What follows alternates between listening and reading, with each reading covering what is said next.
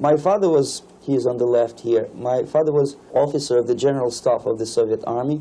He was inspector of land forces, Soviet troops stationed in countries like Mongolia, Cuba, East European countries.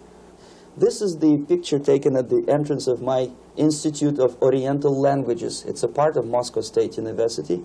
As every Soviet student, I was, quote-unquote, volunteering for harvesting grain in Kazakhstan. By the end of my training in school, I was recruited by the KGB. This picture was taken on that day, and you can see again how happy it feels to be recruited by the KGB. Pay special attention to number of bottles on the table. One of my functions was to keep foreign guests permanently intoxicated the moment they land at Moscow airport. In 1967, the KGB attached me to this magazine, Look magazine. A group of 12 people arrived to USSR from United States to cover the 50th anniversary of October Socialist Revolution in my country. From the first page to the last page, it was a package of lies.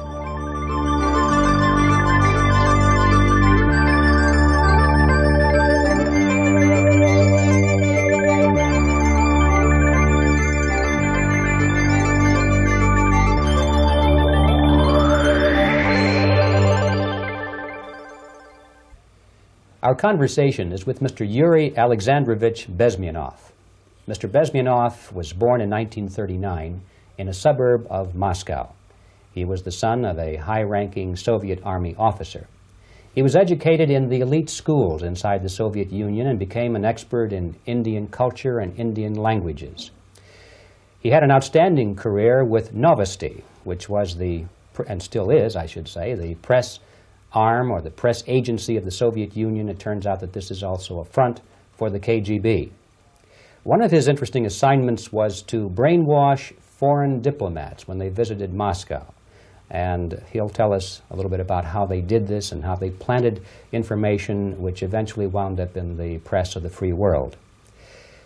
He escaped to the West in 1970 after becoming totally disgusted with the Soviet system, and he did this at great risk to his life. He certainly is one of the world's outstanding experts on the subject of Soviet propaganda and disinformation and active measures. Mr. Bezmenov, I'd like to begin by having you tell us a little bit about some of your childhood memories. Well, the most vivid memory of my childhood was Second World War, or to be more precise, the end of the Second World War, when all of a sudden United States, from a friendly nation, which helped us to defeat Nazism, turned overnight into a deadly enemy. And it was very shocking because all newspapers were trying to present an image of belligerent, aggressive American imperialism. Most of the things that we were taught is that United States is aggressive power, which is just about to invade our beautiful, free, socialist country, that American CIA is dropping Colorado beetles on our beautiful potato fields to eliminate our crops, and each schoolboy had a picture of Colorado bug on the back page of his notebook, and we were instructed to go into collective fields to search for those little Colorado bugs. Of course, we couldn't find any, neither we could find many potatoes, and that was explained again by the encroachments of the decadent imperialist power. The anti-American paranoia, hysteria in the Soviet propaganda was to such of such a higher degree that many less skeptical people or less stubborn would really believe that United States is just about to invade our beautiful motherland, and some secretly hope that it will come true. That's interesting. Yes. Well, getting back to life inside the Soviet Union or inside communist countries in general, in this country, at the university level primarily, we read and hear that the Soviet system is different from ours, but not that different, and that there is a convergence developing between all of the systems of the world, and that really it doesn't make an awful lot of difference what system you live under because you have corruption and dishonesty and tyranny and all that sort of thing. From your personal experience, what is the difference between life under communism and life in the United States? Well, life is obviously very much different for simple reason that the Soviet Union is a state capitalist economically. It's a state capitalism where an individual has absolutely no rights, no value. His life is nothing. It's just like an insect. He is disposable. Whereby in the United States, even the worst criminal is treated as a human being. He has a fair trial, and some of them capitalize on their crimes. They publish their memoirs in their prisons and get handsomely paid by your crazy publishers.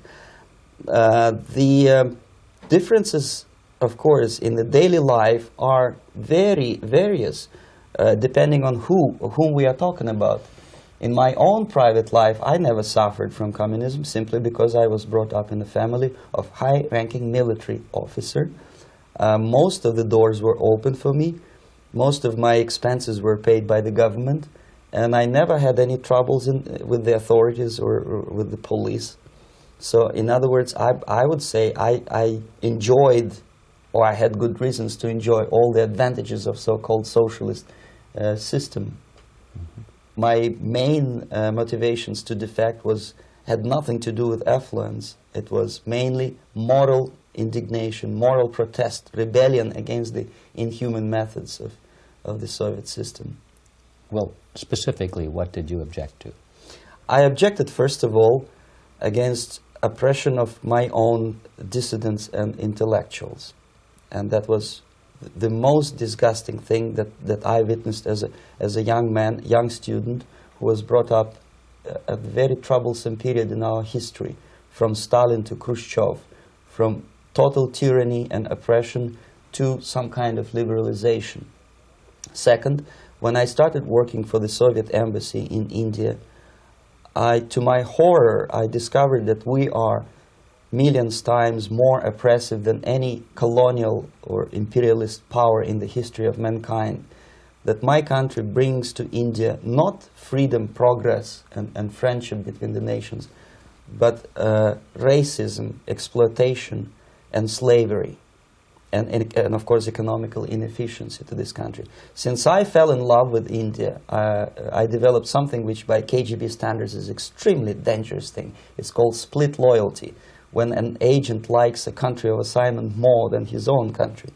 I literally fell in love with this beautiful country, a country of great contrasts, but also great humility, great tolerance, and philosophical and intellectual freedoms.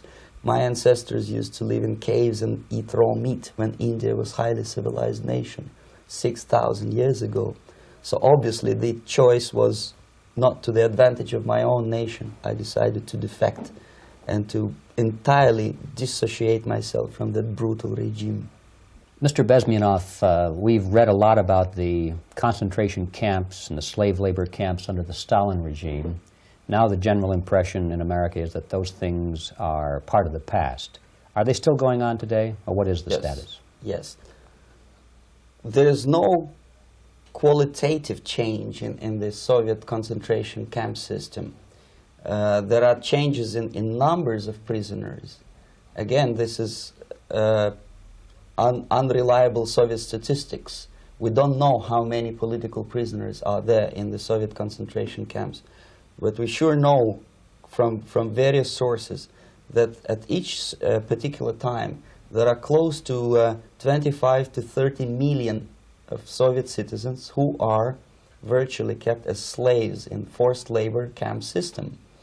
The size of the population of a country like Canada is serving terms as prisoners.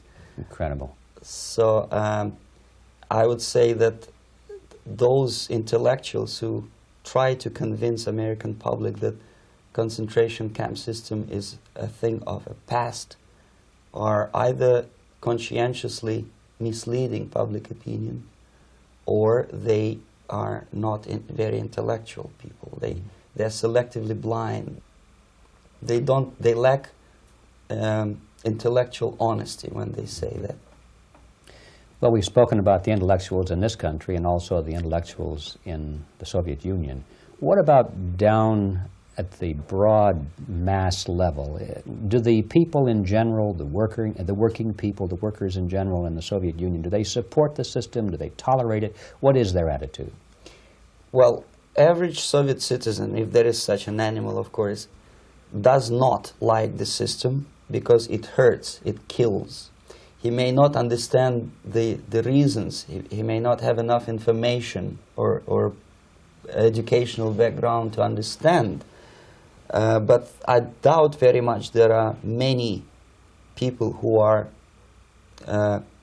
conscientiously supporting the Soviet system. There are not such people in USSR. Even those who have all the reasons to enjoy socialism, people like myself, who were a member of journalistic elite, they also hate system for different reasons, though. Not because they lack material affluence, but because they are unfree to think, they are in constant fear, duplicity, split personality. And this is the greatest tragedy for my nation. Well, what do you think are the chances of the people actually overcoming their system or replacing it? There is a great possibility that system will sooner or later be destroyed from within. There is a self-destructive mechanism built into any socialist or communist or fascist system. Because there is lack of feedback, because the system does not rely upon loyalty of population. But until this Soviet junta is being supported by the Western so-called imperialists, that is, multinational companies, establishments, governments, and let's face it, intellectuals, so-called academia in the United States is famous for supporting the Soviet system. As long as the Soviet junta will keep on receiving credits, money, technology, grain deals, and political recognition from all these traitors of democracy or freedom, there is no hope, there is not much hope for changes in my country, and the system will not collapse by itself simply because it's being nourished by so-called American imperialism. This is the greatest paradox in history of mankind, when capitalist world supports and actively nourishes its own destroyer, destructor. I think you're trying to tell us something. Oh, in yes. This country. Mm-hmm. I'm trying to tell you that it has to be stopped unless you want to end up in Gulag system and enjoy all the advantages of socialist equality. Working for free, catching fleas on your body, sleeping on the planks of plywood in Alaska this time, I guess. Mm-hmm. That's where Americans will belong, unless they will wake up, of course, and force their government to stop aiding Soviet fascism. Mm-hmm. Well, you told us a moment ago why you left the system. I'd like to hear the details of how you did it. It must have been a very dangerous thing. It was not so dangerous, it was crazy. First of all, because defecting in India is virtually impossible, thanks to very strong pressure from the Soviet government. Excuse me, you were in India. On assignment at that time? Yes, I was working for the Soviet embassy in New Delhi as a press officer. Mm-hmm. And defecting for a Soviet diplomat is next to impossible. It's a suicide, as I said, because a great friend Indira Gandhi pushed a law through parliament which says, and I quote, "No defector from any country has a right of political asylum in any embassy on the territory of Indian Republic," which is a masterpiece of hypocrisy. No other defector but the Soviet one needs a political asylum. So knowing that perfectly well, I planned a craziest possible way to defect. I studied counterculture in India. There were thousands of young American boys and girls with no shoes, long hair, smoking hash and marijuana, studying sometimes Indian philosophy, sometimes simply pretending that they study. And they greatly annoyed Indian police, and they were laughing stock of Indians because obviously they were good-for-nothing students. I studied carefully where they congregate, what routes they travel, what language they speak, what do they smoke. And one day I simply joined a group of hippies to avoid detection of Indian police. I was dressed as a typical hippie with blue jeans, long kameez shirts with all kind of nice decorations like beads, long hairs, I bought a wig because for several weeks I had to turn myself from a conservative Soviet diplomat into a very progressive American hippie. And that was the only way that I could avoid detection. It was very interesting experience, but it was necessary because from my own knowledge as a member of Soviet embassy staff, I knew that there were many cases when Soviet defectors were betrayed by Indian police, and also some Western embassies played a very dirty role in betraying the Soviet defectors. According to our information, they were some, I wouldn't call them double agents, but simply amoral people working for this for the United States Embassy, and confiding in people like this would be a suicide. So I had to be extremely careful. I could not trust anyone, and that was the reason for such a crazy way to defect. Well, had you been caught in the act of trying to get out, what would have happened to you? Oh, most likely I would end up in concentration camp. Or, depending on the situation and on the whim of some bureaucrat in KGB, maybe even executed. This is normal practice. Quietly, of course, not publicly. But that would be the end of my defection, of course. Well, when did you finally make it to the United States? In 1970, after about 6 months of debriefing in Athens by the CIA, and I presume FBI too, they let me go first to Germany, then to Canada.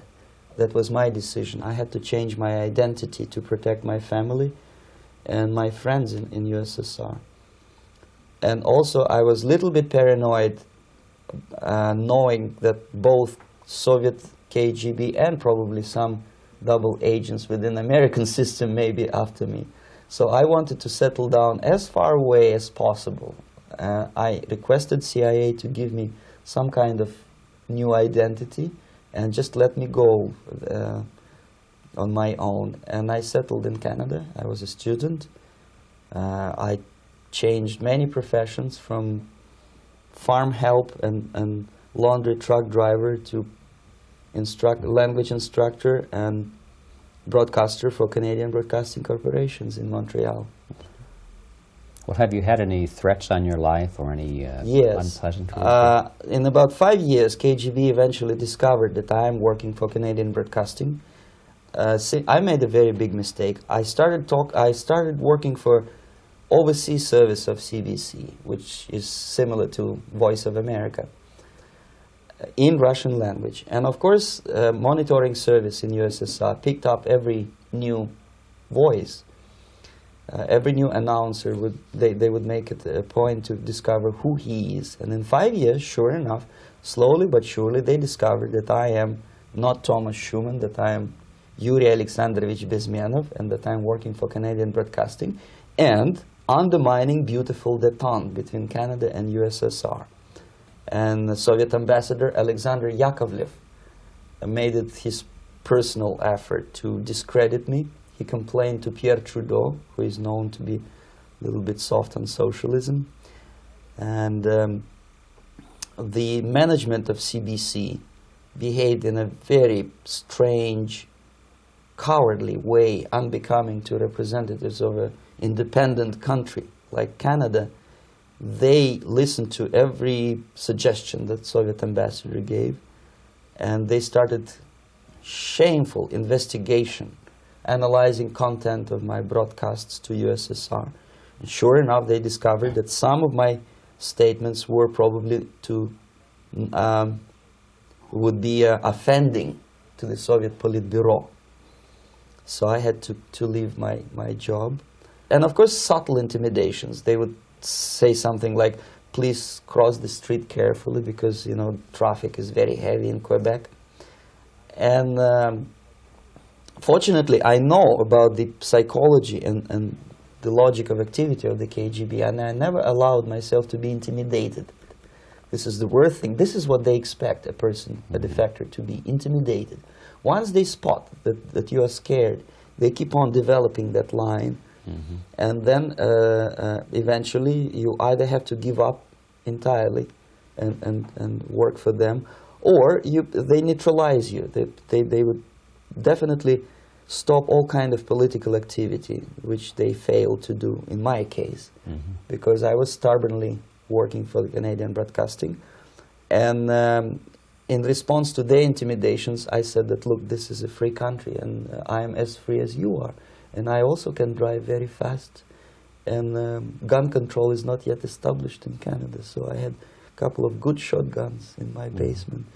So welcome to visit me someday with your Kalashnikov's machine guns.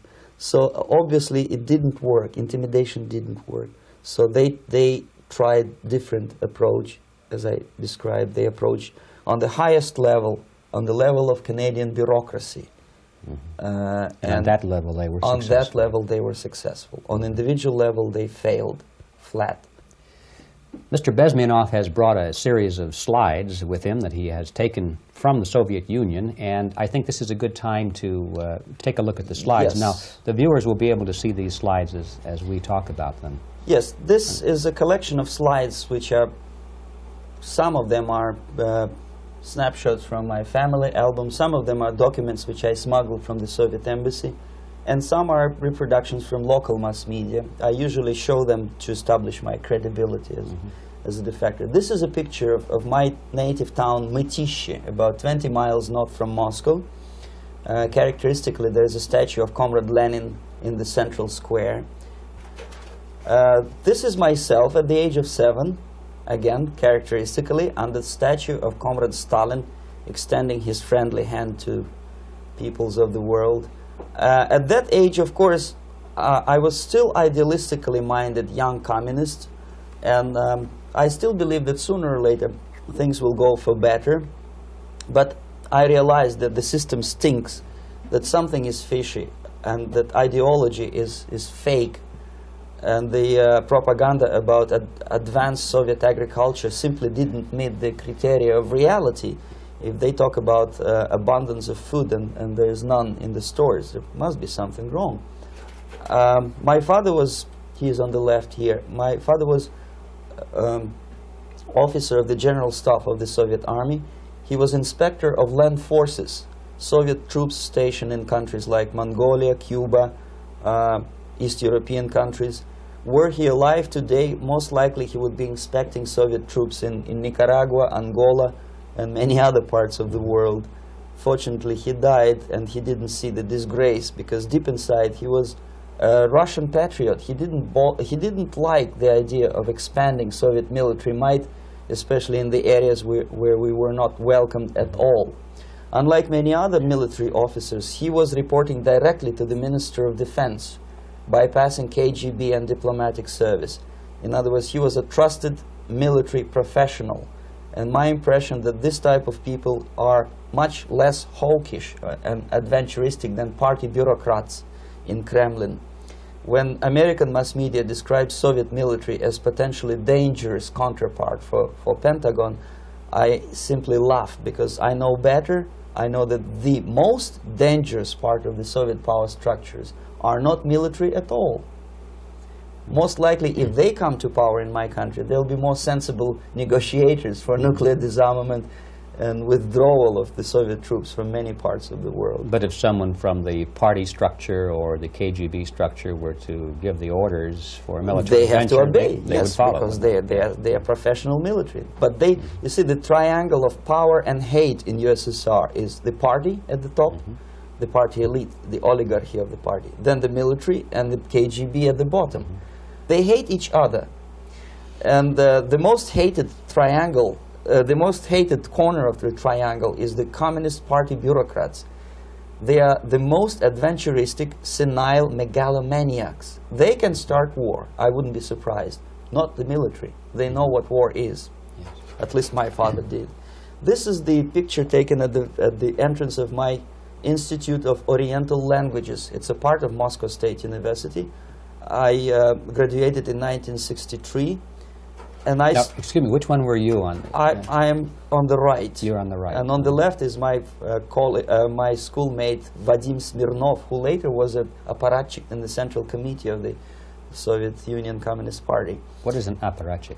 It's a functionary, something like civil service in British Empire. Someone who is never fired from the service. He stays there internally. He may not be promoted too high, but he's a dependable bureaucrat who will stay forever. I studied not only languages, but also history, literature, even music. I'm on this picture, I'm trying to learn how to play Indian musical instrument. I even tried to look like an Indian when I was second-year student. Not bad, really. Yes, actually it was strongly encouraged by the instructors in my school, because the graduates of my school were later on employed as diplomats, foreign journalists, or spies. As every Soviet student, I was quote-unquote volunteering for harvesting grain in Kazakhstan. This is the biggest agricultural blunder of the Soviet government. But I didn't have much choice, of course, because the communist motto borrowed from the Bible says, "Those who do not work shall not eat." And you can see me eating, therefore I was working, and you can see how happy I was about it. I went through a very extensive physical and military training, including the military games in areas, suburban areas of Moscow. And here, for example, we are on a tour in Arkhangelsk area. And by the end of my training in school, I was recruited by the KGB. This picture was taken on that day, and you can see again how happy it feels to be recruited by the KGB. Our conversation with Yuri Alexandrovich Bezmenov, who is a defector from the Soviet Union, a former propaganda agent for Novosti and the KGB, will continue after this message.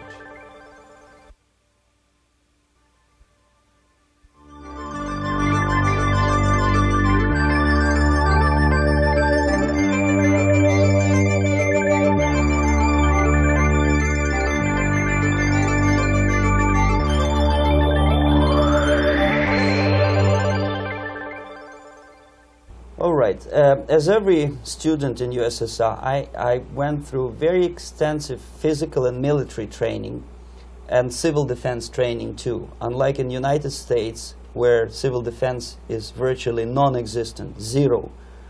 In USSR, every student, whatever his major subject, has to go through very extensive 4-year military and civil defense training. You can see me here with a group of students during one of the war games near Moscow. The main idea, of course, is to prepare a huge reserve army of the USSR.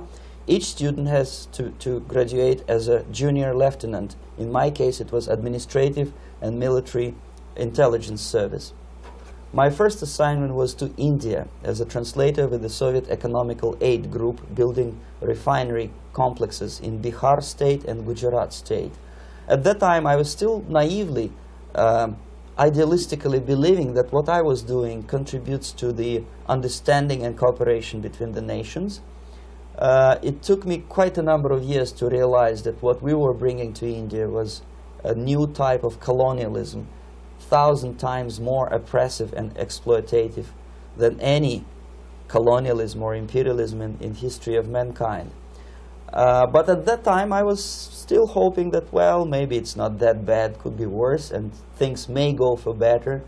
And I even tried to implement the beautiful Marxist motto, "Proletarians of all the countries unite."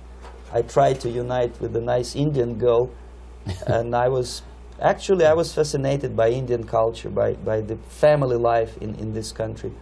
But obviously, Communist Party had different plans for my genes, so I had to marry this beautiful Russian girl. In the span of my career, I married 3 times. Most of these marriages were marriages of convenience, on advice from the Department of Personnel.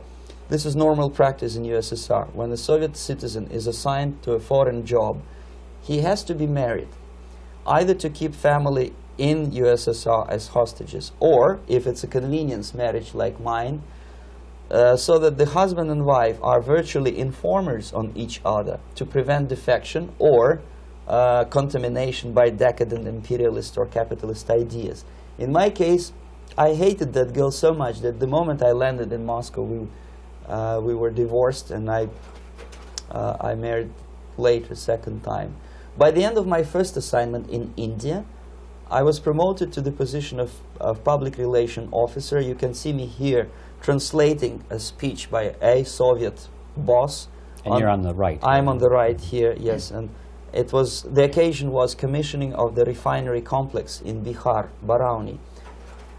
Back in Moscow, I was immediately recruited by Novosti Press Agency, which is a propaganda and ideological subversion front for the KGB. 75% of the members of the Novosti are commissioned officers of the KGB. The other 25 are, like myself, co-opted agents who are assigned to specific operations. In this particular case, you can see me talking to students of Lumumba Friendship University in Moscow. This is a huge school under the direct control of the KGB and Central Committee, where future leaders of the so-called national liberation movements are being educated and selected carefully. And some of them have absolutely, this, for example, is a group of students from Lumumba. They don't look like students at all. They look more like military, and that's exactly what they were. They were dispatched back to their countries to be leaders of the so-called national liberation movements, or to be translated into normal human language, leaders of international terrorist groups. Another area of activity when I was working for the Novosti was to accompany groups of so-called progressive intellectuals, writers, journalists, publishers, teachers, professors of colleges. You can see me here in Kremlin. I'm second on the left, with a group of Pakistani and Indian intellectuals. Most of them pretended they don't understand that we are actually working on behalf of the Soviet government and the KGB. They pretended that they are actually being guests, VIP intellectuals, that they are treated according to their merits and their intellectual abilities. For us, they were just a bunch of political prostitutes to be taken advantage for various propaganda operations. Therefore, you can see perfectly well the senior colleague of mine on the left doesn't really have that much respect on his face, and myself with a very skeptical smile, typical KGB sarcastic smile, anticipating another victim of ideological brainwashing. This is how a typical conference in Novosti headquarters in Moscow looked like. Sitting in the middle is Boris Burkov, the then director of Novosti Press Agency, high-ranking party bureaucrat in the Department of Propaganda. I am standing next to a famous Indian poet, Sumitranandan Pant. He was famous because he was an author. He was the author of a famous poem titled Rhapsody to Lenin. That's why he was invited to USSR, and everything was paid by the Soviet government. Pay special attention to number of bottles on the table. This is one of the ways to kill the awareness or curiosity of foreign journalists. One of my functions was to keep foreign guests permanently intoxicated the moment they land at Moscow airport. I had to take them to the VIP lounge and toast to friendship and understanding between the nations of the world. Glass of vodka, then a second glass of vodka. And in no time, my guests would be feeling very happy. They would see everything in kind of pink, nice color.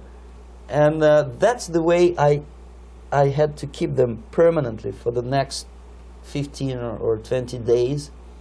At a certain point in time, I had to withdraw alcohol from them so that some of them, who are the most recruitable, would feel a little bit shaky, guilty, trying to remember what they were talking last night. That's the time to approach them with all kind of nonsense, such as joint communique or statement for Soviet propaganda. That's the time they are the most flexible. And of course, what they didn't understand, they didn't realize or pretended not to realize, that myself, who was drinking together with them, was not drinking at all. I had ways to get rid of alcohol through various techniques, including special pills which were given to me by my colleagues. But they were taking it seriously. In other words, they would consume quite large volumes of alcohol and feel quite uneasy next morning. In 1967, the KGB attached me to this magazine, Look magazine. A group of 12 people arrived to USSR from United States to cover the 50th anniversary of October Socialist Revolution in my country. From the first page to the last page, it was a package of lies, propaganda cliché, which were presented to American readers as opinions and deductions of American journalists. Nothing could be far from truth. These were not opinions. They were not opinions at all. They were the clichés which the Soviet propaganda wants American public to think that they think. If it does make any sense at all.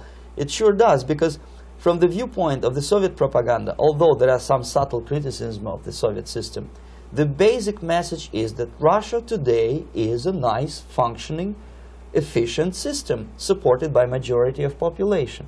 That's the biggest lie. And of course, American intellectuals and journalists from Look magazine elaborated on that untruth in various different ways. They intellectualized that lie.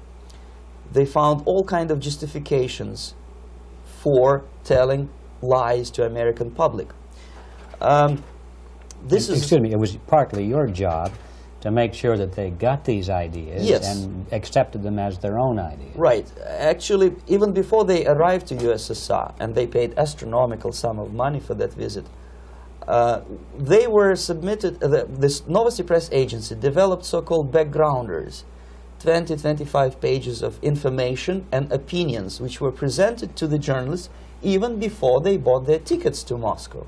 They had to analyze the situation, and judging on their reaction to that backgrounder, the local Novosti representative or local Soviet diplomat in Washington, D.C. would assess whether they be given visa to USSR or not. So they were selected ahead of time. Oh yes, they were pre-selected very carefully, and there is not much chance for honest journalists to arrive to USSR and to stay there for 1 year and to bring this package of lies back home. This, for example, is a centerfold of the Look magazine. They presented this monument erected by Communist Party in Stalingrad as the symbol, personification of Russian military might. And they said in the article, which is published on the site, that Soviets are very proud of the victory in the Second World War. This is another big myth, a lie. No sensible people would be proud to lose 20 millions of their countrymen in a war which was started by Genoese Hitler and Comrade Stalin and paid by American multinationals. Most of the Soviet citizens look at this type of monuments with disgust and sorrow, because every family lost father, brother, sister, or child in the Second World War. Yet American journalists who were trying to appease, to please their hosts, presented this picture on the centerfold as the symbol and personification of Soviet national, they call it Russian national spirit. And it was greatest misconception and a very tragic misunderstanding. Of course, Look magazine was not distributed in USSR. The main audience was in United States.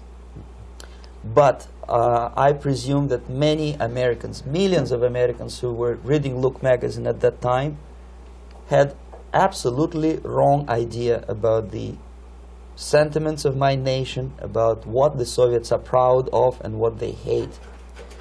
This is a group, you see the same lady with the sword in Stalingrad. This is the group of journalists. Myself is in the center with the same devilish smile.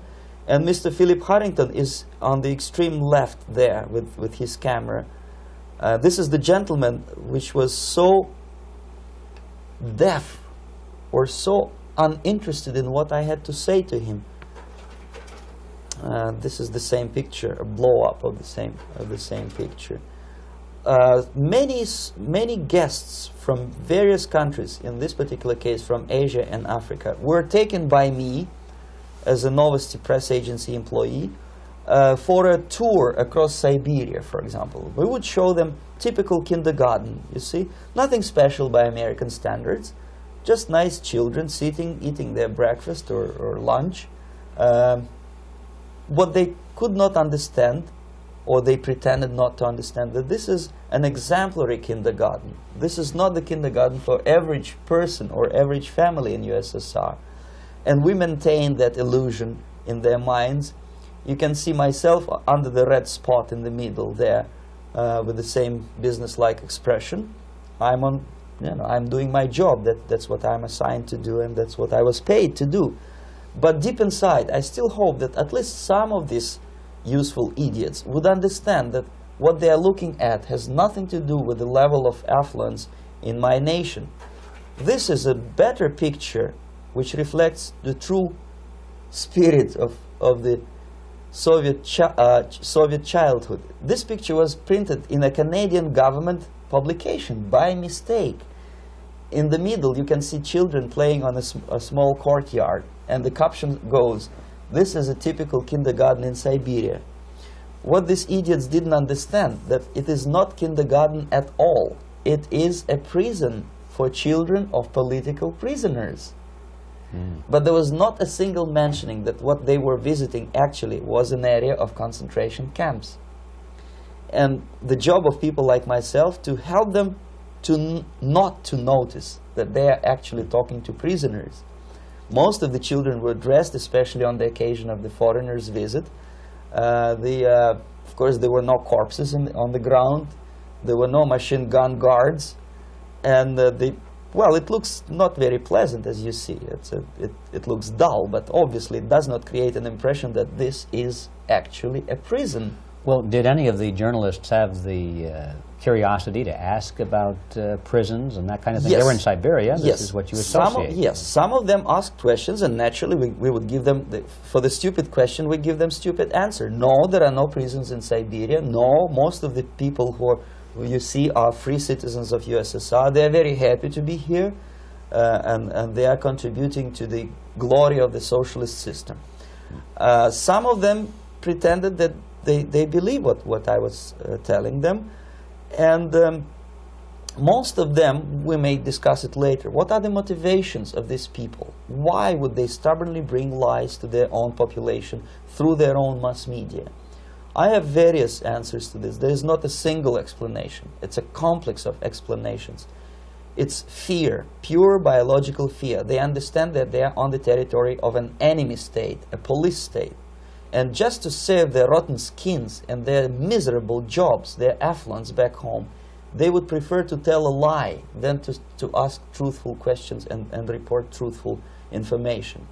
Second, most of these schmucks were afraid to lose their jobs, because obviously if you tell truth about my country, you will not last long as a correspondent of New York Times or Los Angeles Times. They will fire you. What kind of correspondent are you? You obviously cannot find common language with Russians if they kick you out in 24 hours. So just by trying to be conformist to their own editorial bosses, they tried not to offend the sentiments of the Soviet administrators and people like myself. Deep inside, I hope they would insult my or offend my sentiments. Obviously, they preferred not to. Another reason, I refuse to believe it, but obviously, there is another reason. Obviously, it's a greed. These people earn a lot of money. When they come back to USA, they claim that they are experts on my country. They write books which sells in million copies, titled like Russians, The Truth About Russia. Most of it is lie about Russia. Yet they claim to be Sovietologists. They play back myth about my country, the propaganda cliches. Yet they stubbornly resist the word of truth. If a person like Solzhenitsyn is either defecting or kicked out of USSR, they try all their best to discredit him and to discourage him. I don't have much chance to appear on national network with a true story about my country. But a useful idiot like Hendrik Smith or Robert Kaiser, they are big heroes. They come back from USSR. They say, oh, we were talking to dissidents in Russia. Big deal. Soviet dissidents are chasing American correspondents in the streets, and they are cowardly escaping from these contacts. For some strange reason, if you want to know more about Spain, you refer to Spanish writers. If you want to learn more about French, you read French writers. Even about Antarctica, I bet you would read Penguins. Only about the Soviet Union, for some strange reason, you read Hendricks and Schmendricks and all kind of Kissingers, because they claim that they know more about my country. They know nothing, or next to nothing, or they pretend that they know more than they actually do. I would say they are dishonest people who lack integrity and common sense and intellectual honesty. They bring back all kind of stories like that. A kindergarten in Siberia. Omitting the most important fact, it's a prison for children of political prisoners. Another greatest example of monumental idiocy of American politicians. Edward Kennedy was in Moscow, and he thought that he is a popular, charismatic American politician who is easygoing, who can smile, dance at the wedding in Russian Palace of Marriages. What he did not understand, or maybe he pretended not to understand, that actually he was being taken for a ride. This is a staged wedding, especially to impress foreign media or useful idiots like Ed Kennedy. Most of the guests there, they had security clearance, and they were instructed what to say to foreigners. This is exactly what I was doing. You can see me in the same damn wedding palace in Moscow where Ed Kennedy was dancing here. You see, smiling. He thinks he's very smart. From the viewpoint of Russian citizens who observe this idiocy, he's narrow-minded, egocentrical idiot who tries to earn his own popularity through participation in propaganda farces like this. Here you can see myself. On the right, again, exemplary Soviet bride. On the left, 3 journalists from various countries, Asia, Africa, and Latin America. Obviously, they enjoying the situation. They will go back home and write the reports. We were present on a regular Soviet wedding. They were not present on a regular Soviet wedding. They were present, they were parts of a farce, of a circus performance. Another thing which I had to, sometimes risking my life to explain to foreigners. Time magazine, for example, is very critical of South African racist regime. The whole article was dedicated to the shameful internal passport system where blacks are not allowing to live with whites. For some strange reason, for the last 14 years since my defection, nobody wanted to pay attention to my passport. This is my passport. It also shows my nationality, and it has a police rubber stamp, which is called propiska in Russian language, which assigns me to a certain area of residence. I cannot leave that area, same way as this black man cannot leave the area in South Africa. Yet we call South African government racist regime. Not a single Jane Schmonda or Fonda is brave enough, courageous enough to come to media and say, look, this is what happens in USSR. I send a copy of my passport to many American liberals and civil rights defenders and all the other useful idiots. They never bothered to answer me back. This shows what kind of integrity, what kind of honesty these people are. They're a bunch of hypocrites because they don't want to recognize a good example of racism in my country. This is the first stage of befriending a professor. You can see myself on the left with the same James Bond smile. On the right is my KGB supervisor, Comrade Leonid Mitrokhin, and in the middle a professor of political science in Delhi University. The next stage would be to invite him to a gathering of Indo-Soviet Friendship Society. There he is sitting next to his wife before he is being sent to USSR for free trip. Everything is paid by the Soviet government. He was made to believe that he is invited to USSR because he is a talented, sober-thinking intellectual. Absolutely false. He is invited because he is a useful idiot, because he would agree and subscribe to most of the Soviet propaganda cliché. And when he is coming back to his own country, he is going for years and years to teach the beauties of Soviet socialism, newer and newer generations of his students, thus promoting the Soviet propaganda line. The KGB was even curious about this gentleman. It may look innocent. Maharishi Mahesh Yogi, a great spiritual leader, or maybe a great charlatan and crook, depending on from which side you're looking at him. Beatles were trained at his ashram in Hardwar in India how to meditate. Mia Farrow and other useful idiots from Hollywood visited his school, and they returned back to United States absolutely zonked out of their minds with marijuana, hashish, and crazy ideas of meditation. To meditate, in other words, to isolate oneself from the current social and political issues of your own country, to get into your own bubble, to forget about troubles of the world. Obviously, KGB was very fascinated with such a beautiful school, such a brainwashing center for stupid Americans. I was dispatched by the KGB to check what kind of VIP Americans attend this school. That's you on the left. Yes, I'm on the left. I was trying to get enrolled in that school. Unfortunately, the Maharishi Mahesh Yogi asked too much. He wanted $500 American for enrollment.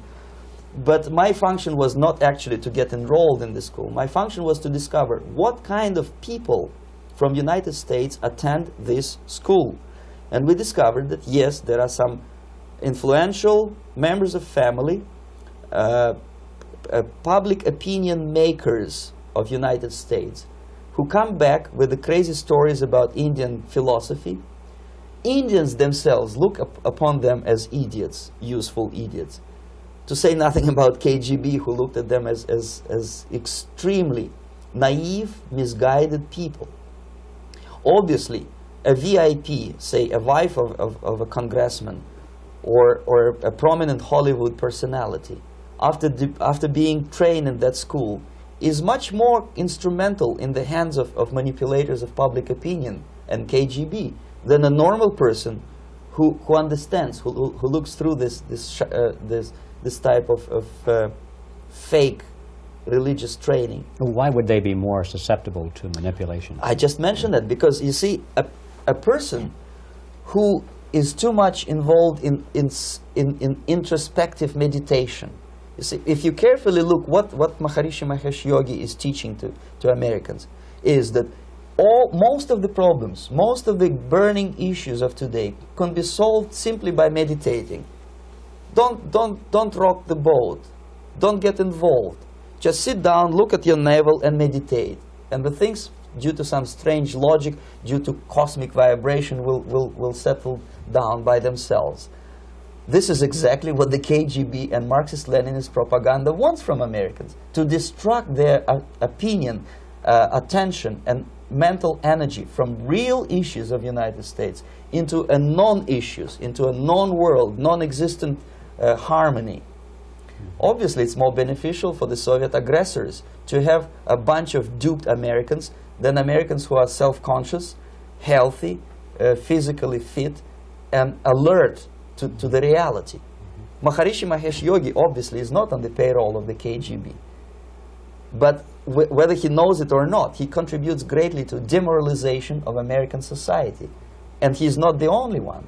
There are hundreds of those gurus who come to your country to capitalize on naivete and stupidity of Americans. It's a fashion. It's a fashion to meditate. It's a fashion not to be involved. So obviously, you can see that if KGB were that curious, if they paid my trip to Hardwar, if they assigned me to that strange job, obviously they were very much fascinated. They were convinced that that type of brainwashing is very efficient and instrumental in demoralization of the United States. Our conversation with Yuri Alexandrovich Bezmenov, who is a defector from the Soviet Union, a former propaganda agent for Novosti and the KGB, will continue after this message.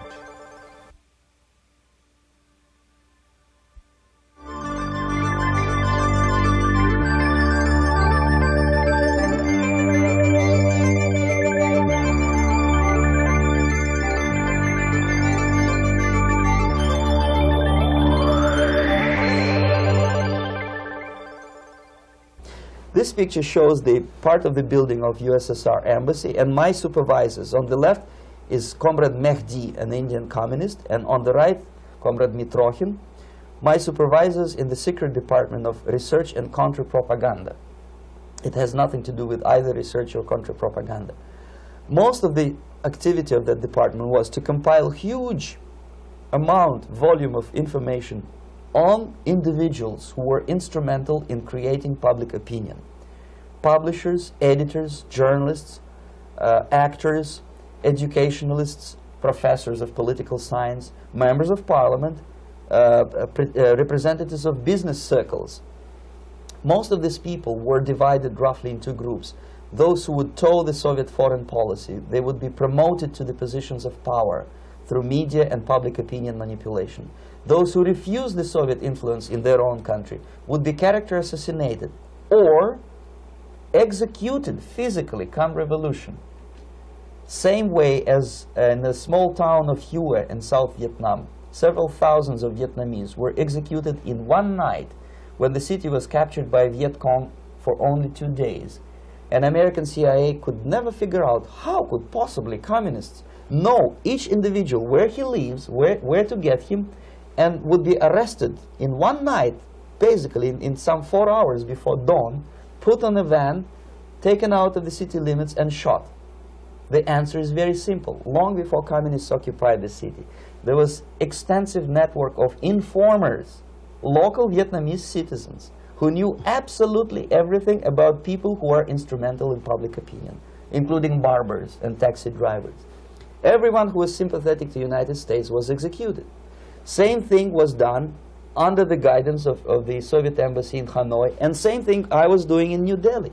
To my horror, I discovered that in the files where people were doomed to execution, there were names of pro-Soviet journalists with whom I was personally friendly. Pro-Soviet? Yes. They were idealistically minded leftists who made several visits to USSR, and yet the KGB decided that come revolution or drastic changes in political structure of India, they will have to go. Why is that? Because they know too much. Simply because, you see, the useful idiots, the leftists who are idealistically believing in the beauty of Soviet socialist or communist or whatever system, when they get disillusioned, they become the worst enemies. That's why my KGB instructors specifically made the point, never bother with leftists. Forget about these political prostitutes. Aim higher. This was my instruction. Try to get into large circulation, established conservative media. Rich, filthy rich movie makers, intellectuals, so-called academic circles. Cynical, egocentric people who can look into your eyes with angelic expression and tell you a lie. These are the most recruitable people, people who lack moral principles, who are either too greedy or too suffer from self-importance. They feel that they matter a lot. These are the people who KGB wanted very much to recruit.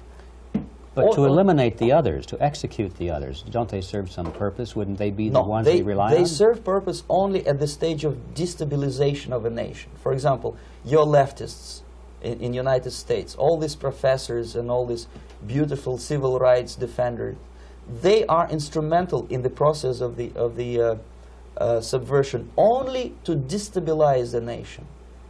When their job is completed, they are not needed anymore. They know too much. Some of them, when they get disillusioned, when they see that Marxist-Leninists come to power, obviously they get offended. They think that they will come to power. That will never happen, of course. They will be lined up against the wall and shot. But they may turn into the most bitter enemies of Marxist-Leninists when they come to power. And that's what happened in Nicaragua. You remember most of these former Marxist-Leninists were either put to prison or one of them split, and now he's working against Sandinistas. It happened in Grenada when Maurice Bishop was already a Marxist. He was executed by a new Marxist who was more Marxist than this Marxist. Same happened in Afghanistan when first there was Taraki, he was killed by Amin, then Amin was killed by Babrak Karmal with the help of KGB. Same happened in Bangladesh when Mujibur Rahman, very pro-Soviet leftist, was assassinated by his own Marxist-Leninist military comrades. It's the same pattern everywhere. The moment they serve their purpose, all the useful idiots are either be executed entirely, all the idealistically minded Marxists, or exiled or put in prisons, like in Cuba. Many former Marxists are in Cuba, in prison. So most of the Indians who were cooperating with the Soviets, especially with our Department of Information of the USSR Embassy, were listed for execution. And when I discovered that fact, of course I was sick. I was mentally and physically sick. I thought that I'm going to explode one day during the briefing at the ambassador's office. I would stand up and say something that we are basically a bunch of murderers. That's what we are. It has nothing to do with friendship and understanding between the nation and blah, blah, blah. We are murderers. We behave as a bunch of thugs in a country which is hospitable to us, a country which with ancient traditions. But I did not defect. I tried to get the message across. To my horror, nobody wanted even to listen, least of all to believe what I had to say. And I tried all kinds of tricks. I would leak information through letters or lost documents or something like that. And still I got no message. The message was not published, even in the conservative mass media of India. The immediate impulse to defect was Bangladesh crisis, which was described by American correspondents as Islamic grassroots revolution, which is absolute baloney. There was nothing to do with Islam, and there was no grassroots revolution. Actually, there are no grassroots revolutions, period. Any revolution is a byproduct of a highly organized group of conscientious and professional organizers, but has nothing to do with grassroots. In Bangladesh, it was nothing with grassroots. Most of the Awami League party members, Awami League means People's Party, were trained in Moscow in the High Party School. Most of the Mukti Fauj leaders, Mukti Fauj in Bengali means People's Army, same as SWAPO and all kind of liberation armies all over the world, the same bunch of useful idiots. They were trained at Lumumba University and various centers of the KGB in Simferopol, in Crimea, and in Tashkent.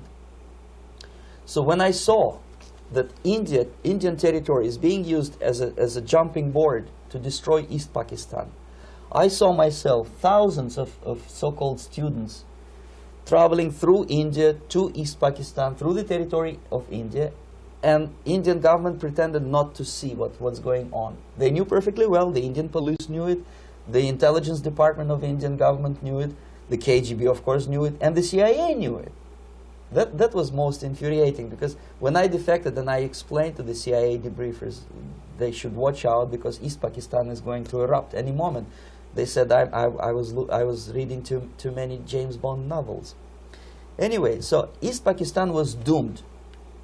One of my colleagues in the Soviet consulate in Calcutta, when he was dead drunk, he ventured into the basement to relieve himself, and he found big boxes which said printed matter to Dhaka University. Dhaka is the capital of East Pakistan. And since he was drunk and curious, he opened one of the boxes and he discovered not printed matter. He discovered Kalashnikov guns and ammunition in there. Anyway, it's a long story. When I saw the preparations for the invasion into East Pakistan, obviously I wanted to defect immediately. The only thing I couldn't at that time make up my mind when and where and how. One of the reasons, of course, you see, I was in love with India. I mentioned it before. I spoke the languages. I socialized with people. And I understood that I had to act fast unless I want this beautiful country to be permanently and irreparably damaged by our presence. One of the reasons not to defect was, as you can see, I was living in relative affluence. Who the hell in a normal mind would defect and do what? To be abused by your media, to be called McCarthyist and fascist and paranoid, or to drive a taxi in New York City? What for? What the hell for should I defect? To be abused by Americans, to be insulted in exchange for my effort to bring the truthful information about impending danger of subversion. As you can see, I was living in quite a comfortable conditions next to swimming pool, where Indians were not allowed, by the way. I was highly paid expert in propaganda. I had my family. I was respected by my nation. My career was cloudless. The third reason, how to defect with the family.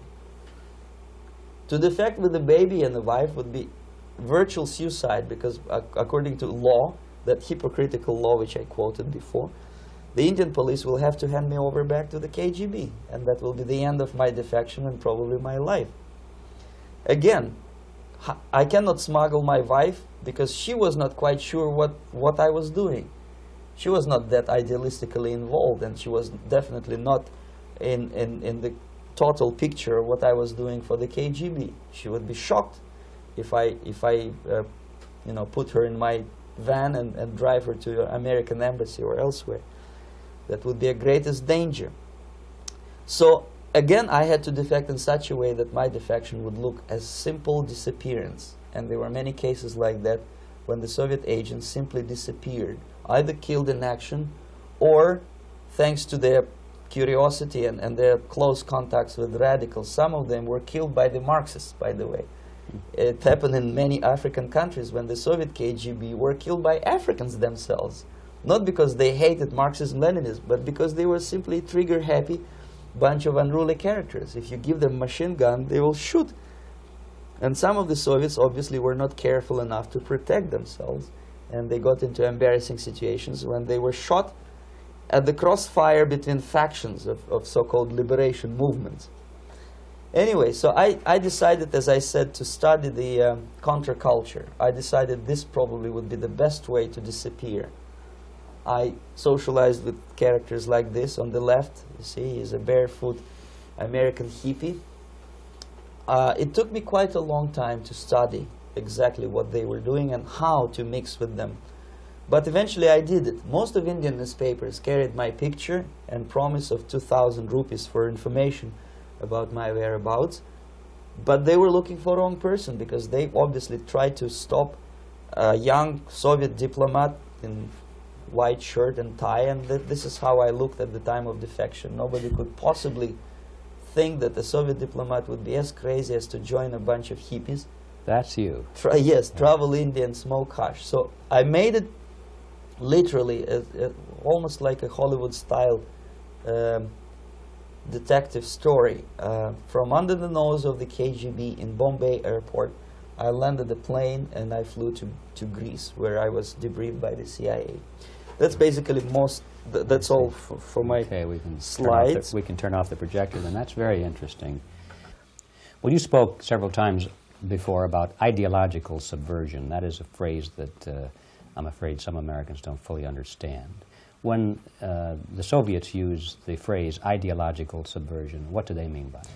Ideological subversion is the process which is legitimate, overt, and open. You can see it with your own eyes. All you have to do, all American mass media has to do, is to unplug their bananas from their ears, open up their eyes, and they can see it. There is no mystery. There is nothing to do with espionage.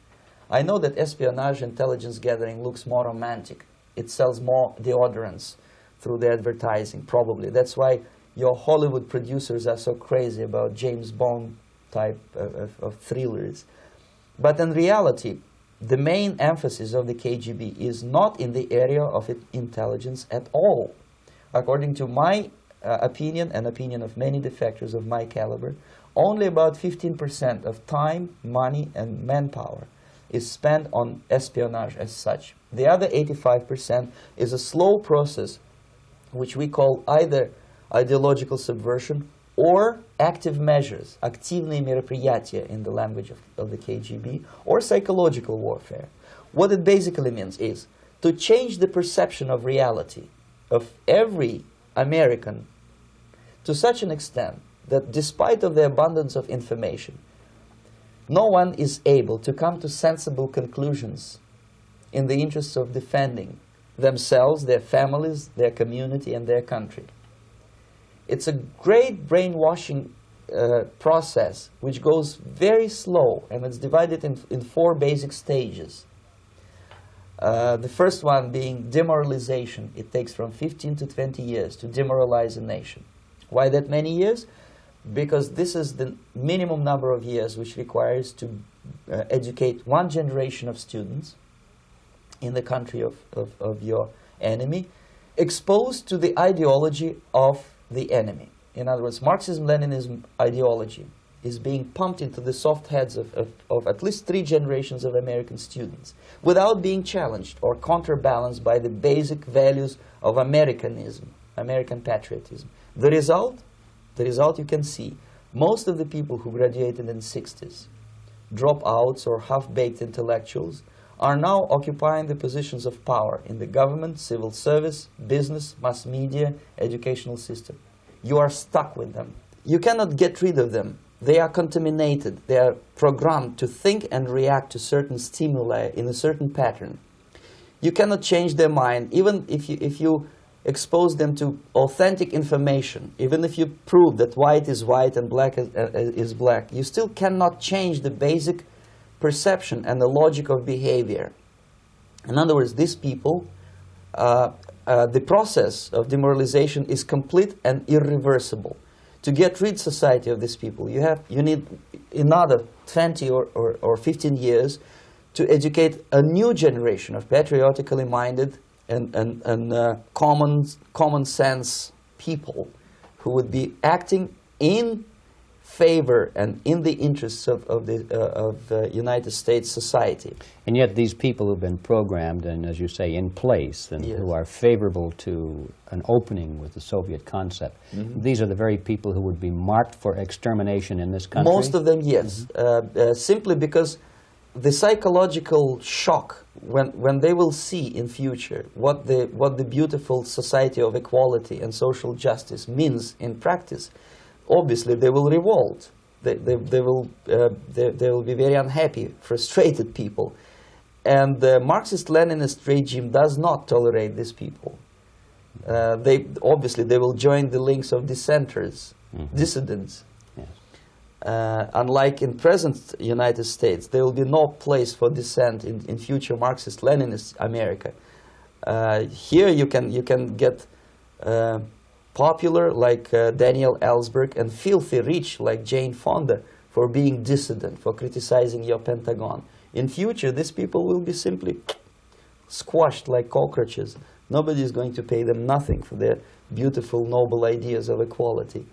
This they don't understand, and it will be the greatest shock for them, of course. The demoralization process in the United States is basically completed already. For the last 25 years, actually it's overfulfilled, because demoralization now reaches such areas where previously not even Comrade Andropov and all his experts would even dream of such a tremendous success. Most of it is done by Americans to Americans, thanks to lack of moral standards. As I mentioned before, exposure to true information does not matter anymore. A person who was demoralized is unable to assess true information. The facts tell nothing to him. Even if I shower him with information, with authentic proof, with documents, with pictures, even if I take him by force to the Soviet Union and show him concentration camp, he will refuse to believe it until he is going to receive a kick in his fat bottom. When a military boot crashes his balls, then he will understand, but not before that. That's the tragic of the situation of demoralization. So basically America is stuck with demoralization, and unless, even if you start right now, here, this minute, you start educating new generation of Americans, it will still take you 15 to 20 years to turn the tide of ideological perception of reality back to normalcy and patriotism. The next stage is destabilization. This time, subverter does not care about your ideas and the patterns of your consumption. Whether you eat junk food and get fat and flabby, doesn't matter anymore.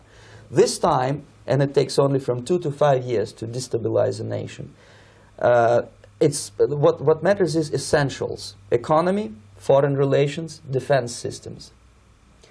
And you can see it quite clearly that in some areas, in such sensitive areas as defense and economy, the influence of Marxist-Leninist ideas in the United States is absolutely fantastic. I could never believe it 14 years ago when I landed in this part of the world, that the process will go that fast. The next stage, of course, is crisis. It may take only up to 6 weeks to bring a country to the verge of crisis. You can see it in Central America now. And after crisis, with a violent change of power, structure, and economy, you have so-called the period of normalization. It may last indefinitely. Normalization is a cynical expression borrowed from Soviet propaganda. When the Soviet tanks moved into Czechoslovakia in '68, Comrade Brezhnev said, "Now the situation in brotherly Czechoslovakia is normalized." This is what will happen in the United States if you allow all these schmucks to bring the country to crisis, to promise people all kind of goodies and the paradise on earth, to destabilize your economy, to eliminate the principle of free market competition, and to put a big brother government in Washington, D.C., with benevolent dictators like Walter Mondale, who will promise lots of things, never mind whether the promises are fulfillable or not. He will go to Moscow to kiss the bottoms of new generation of Soviet assassins, never mind. He will create false illusions that the situation is under control. Situation is not under control. Situation is disgustingly out of control. Most of the American politicians, media, and educational system trains another generation of people who think they are living at a peacetime. False. United States is in the state of war, undeclared total war against the basic principles and the foundations of this system. And the initiator of this war is not Comrade Andropov, of course. It's the system. However ridiculous it may sound, the world communist system or the world communist conspiracy, whether I scare some people or not, I don't give a hoot.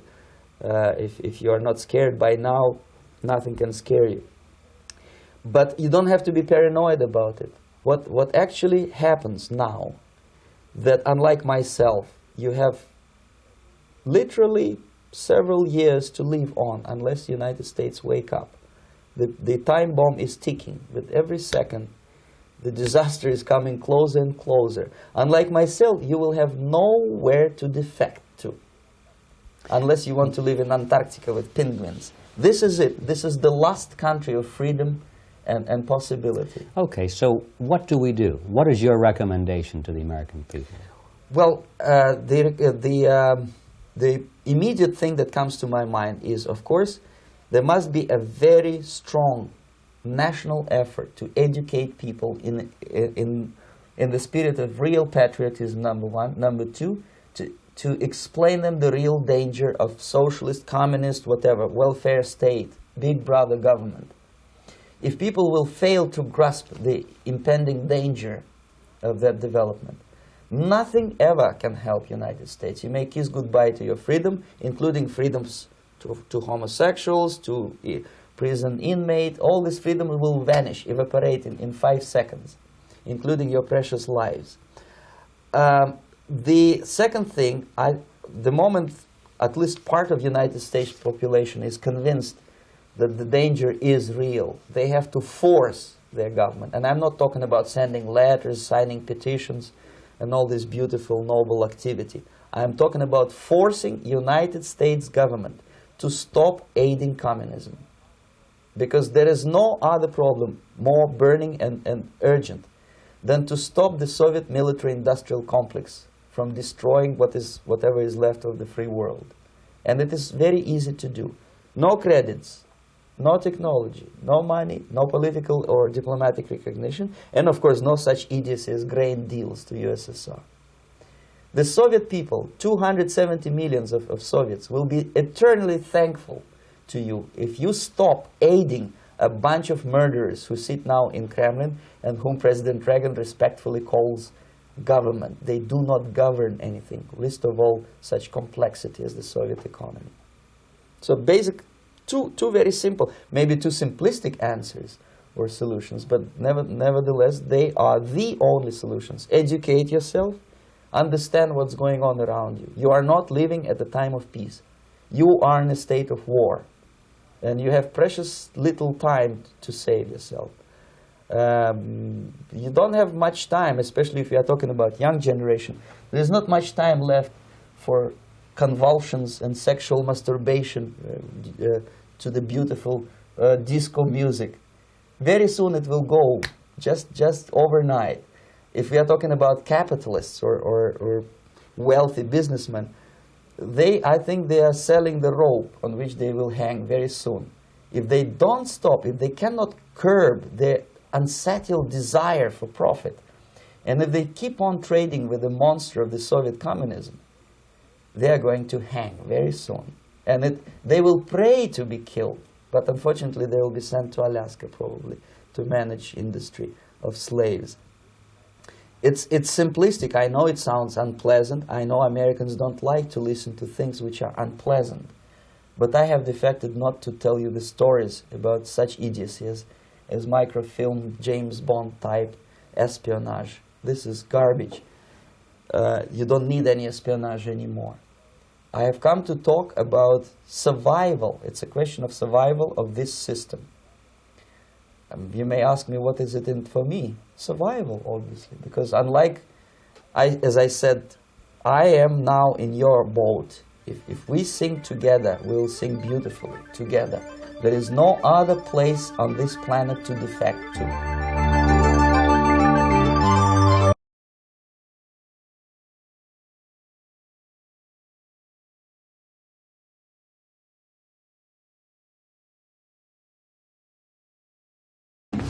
I was born in a military family. My father was a high-ranking officer of the Soviet Army General Staff, inspector of land forces, stationed outside of USSR in every quote-unquote brotherly country or liberated country of the world. I graduated from Oriental Studies Institute, affiliated to Moscow State University, in 1963. I started working with Novosti Press Agency, the biggest propaganda and ideological subversion organization of USSR, which is directly under KGB. Ostensibly, it's a public news agency. Novosti in Russian language means news, but there are no news. It's mainly propaganda. My first job was a translator with Economical Aid Group in India. We were building refineries and other industrial projects in public sector, socialist sector of India. My last job was press officer of the Soviet embassy in New Delhi. I defected in 1970, landed in Canada, worked for several years as a producer of Canadian Broadcasting Corporation, overseas service in Russian language, similar to Voice of America. Then I was teaching at University of Toronto, Political Science Department, McGill University, Slavic Studies, and School of Journalism, Ottawa, in Carleton University in Ottawa. Last year, I joined a small Russian language publishing house here in Los Angeles, and now I'm a political analyst for weekly Panorama newspaper. Lumumba University language instruction was my so-called extracurricular activity, which is usually given to Soviet young communists as a non-paid job to prove loyalty to the party. I was instructing students from Asia, Latin America, and Africa before they entered an ideological indoctrination class. It was mainly Russian language instruction, after which the students usually join 2-year or 3-year extensive course in Marxist-Leninist ideological indoctrination, plus their own subjects of their choice, medicine, physics, chemistry, whatever. If after 5 or 6 years studying, they are proven to be, well, flexible, loyal, cynical enough to follow the Soviet foreign policy, they are being transferred to a KGB school for a period of 2 years, after which they are being dispatched back to their native countries and become so-called sleepers, the word originated from sleeping. For several years, they sleep in their own countries doing nothing. Sometimes they're pursuing their own careers, become lawyers, doctors, teachers, taxi drivers, barbers, and they spring into action after many years of destabilization of their own countries as Soviet agents. Therefore, all of a sudden you discover well-established lawyers in a country like Nicaragua who are, for some strange reason, are bitterly against quote-unquote American imperialism and idealistically for Soviet Marxist-Leninist imperialism.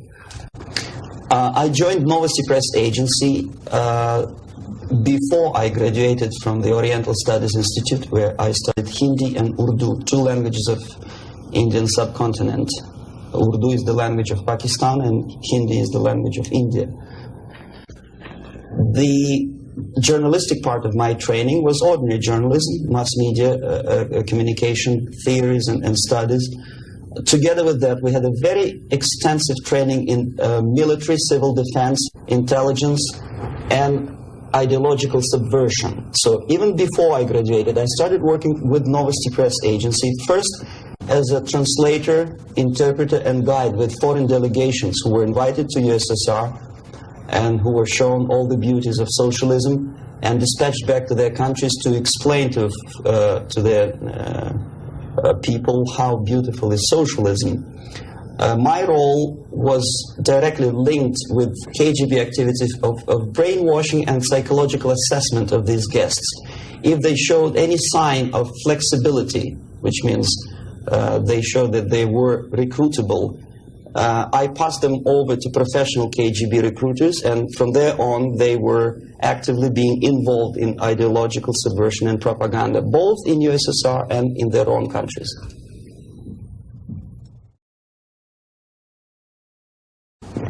Well, the decision, of course, was very painful and difficult.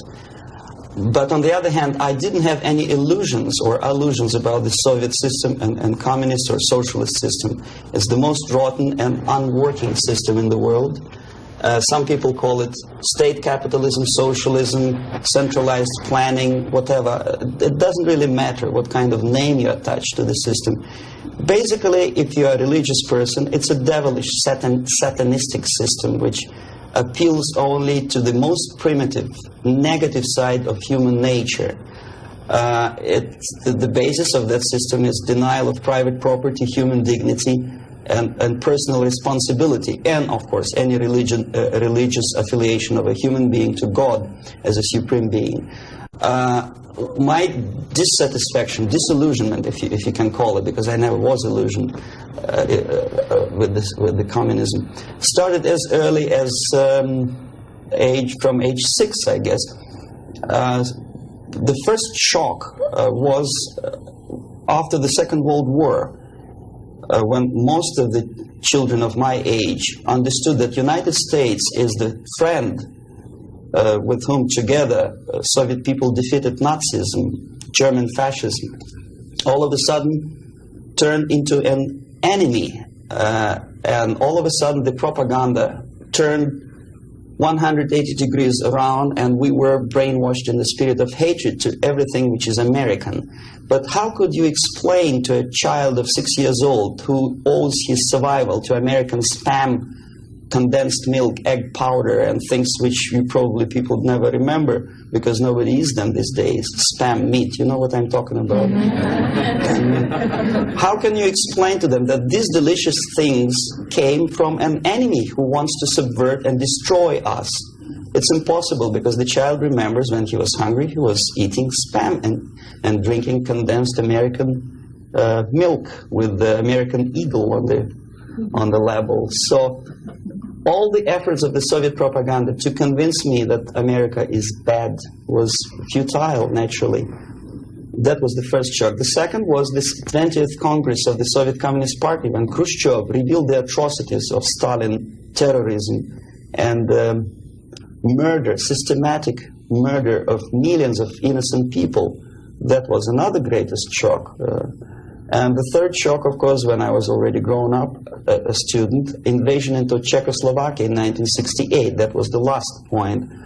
And when I was in India, acting as a Soviet official, a Soviet diplomat, I understood that sooner or later I have to defect and to explain what exactly I was doing in India. I fell in love with that country because at that time this country didn't do any harm to any neighbors, least of all to the Soviet Union. And yet we did so much harm to that country that I decided to defect and explain it, first to Indians, then to American politicians, intelligence communities, and media. Unfortunately, I didn't have much success because my stories were treated with a great skepticism. I was called paranoid, McCarthyist, fascist, Cold War maniac, and other names which I don't want to mention here.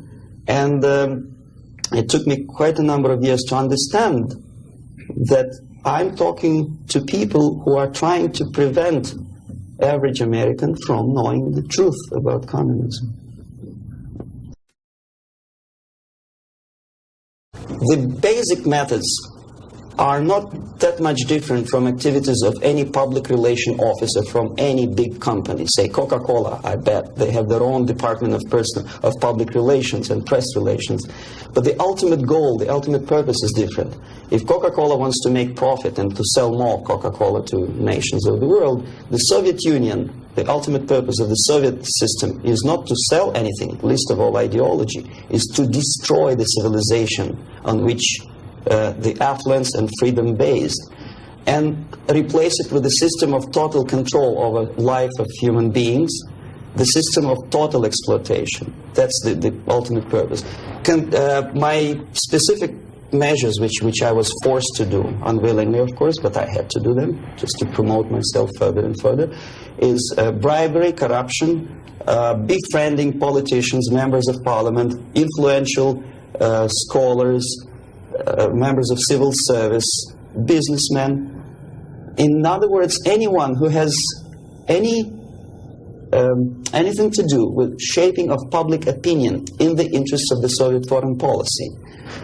That would include a long process which sometimes is unnoticeable to an average person. It's a long-term process which is called ideological subversion. It's unnoticeable as movement of the small hand of a clock. You know it's going around, but even if you watch it intensely, you don't see the movement. The eventual result is befriending these people and trying to get them involved in the activity in the interests of the Soviet foreign policy. The immediate impulse when I learned that the Soviet embassy, Department of Research and Counter-Propaganda, of which I was a deputy chief, is engaged neither in research nor in counter-propaganda. It is a department which is compiling information of private nature on individuals divided in two groups, good boys and bad boys. The sympathetic people were promoted in media and public life. The people who were opposed to the Soviet foreign policy were blackwashed, blackmailed, and destroyed, first morally and sometimes physically too. Understanding of what I was doing came to me when I looked through a press release of United States Information Service describing an incident in a South Vietnamese city of Hue, captured by communists from Hanoi for 48 hours. Then it was recaptured by United States and South Vietnamese armies, and to their horror they discovered that within 2 nights the communists could manage to round up more than 15,000 people and execute them. Most of these people were either sympathetic to the United States or to the Western culture, or directly involved in activities supporting United States President in South Vietnam, agents of CIA naturally, even barbers because they know too much. They were executed, and United States intelligence couldn't figure out how could they possibly do it in such short period of time. Later on they discovered, they found out from several defectors that long before communists occupied that city, there was an extensive omnipresent network of informers who knew exactly the addresses, the names, the whereabouts of each individual who was later executed. When I turned to my own files, I discovered that basically that information exists in my department. So it doesn't take much intelligence to understand what I was doing in India. I was compiling information. Comes revolution, these people would be executed. Indirectly, I was involved in a criminal activity, in mass murder. I decided to defect and explain it to Americans, and the response I already described. I was called a paranoid. But I decided to defect and try nevertheless. There's another long story. It's virtually impossible to defect in India simply because Indian government, under pressure from the Soviet government, if you can call them government, I don't call them government, I call them junta. They adopted a law as early as in 61 or 62, after Stalin's daughter defection especially. That law states that no embassy, no foreign legation on the territory of Indian Republic has a right to extend political asylum to any defector from any country, which is it's a masterpiece of hypocrisy. No other defector but a Soviet one needs a political asylum. If you are a Canadian or American, if you want to be nasty to your own government, the maximum you can do is just to pick up a phone and make a dirty phone call to your ambassador. Buy yourself a ticket and get lost. What happens to a Soviet defector under that law? If I knock a door of United States Embassy, by that law, the American diplomats have to turn me back to the Indian police, and Indian police takes me directly back to the Soviet embassy. And that's the end of my defection. So knowing that perfectly well, and having contacts both with Indian police and American media corps, I understood that the only way for me was to disappear for a while. And the best way I discovered was to mix with a group of hippies. Mind you, that was the time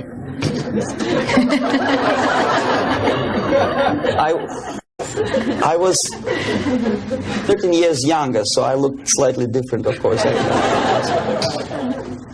I studied so-called counterculture in India. Sometimes good, sincere young people who wanted to study Oriental mysticism and culture and religion. But most of them were simply easygoing individuals who were delighted with exotic life and the easiness with which they can purchase hashish and other drugs in India. And sometimes they traveled Indian subcontinent without any identification papers. So the best way to escape detection was to mix with the group of hippies and travel in India until the campaign in the media and in the police search will subside. All the newspapers in India carried my picture and announcement of the police that anyone coming forward with information about my whereabouts would receive 5,000 or 2,000 rupees. Knowing that perfectly well, I just walked India barefoot with beads and blue jeans, smoking hash and enjoying life.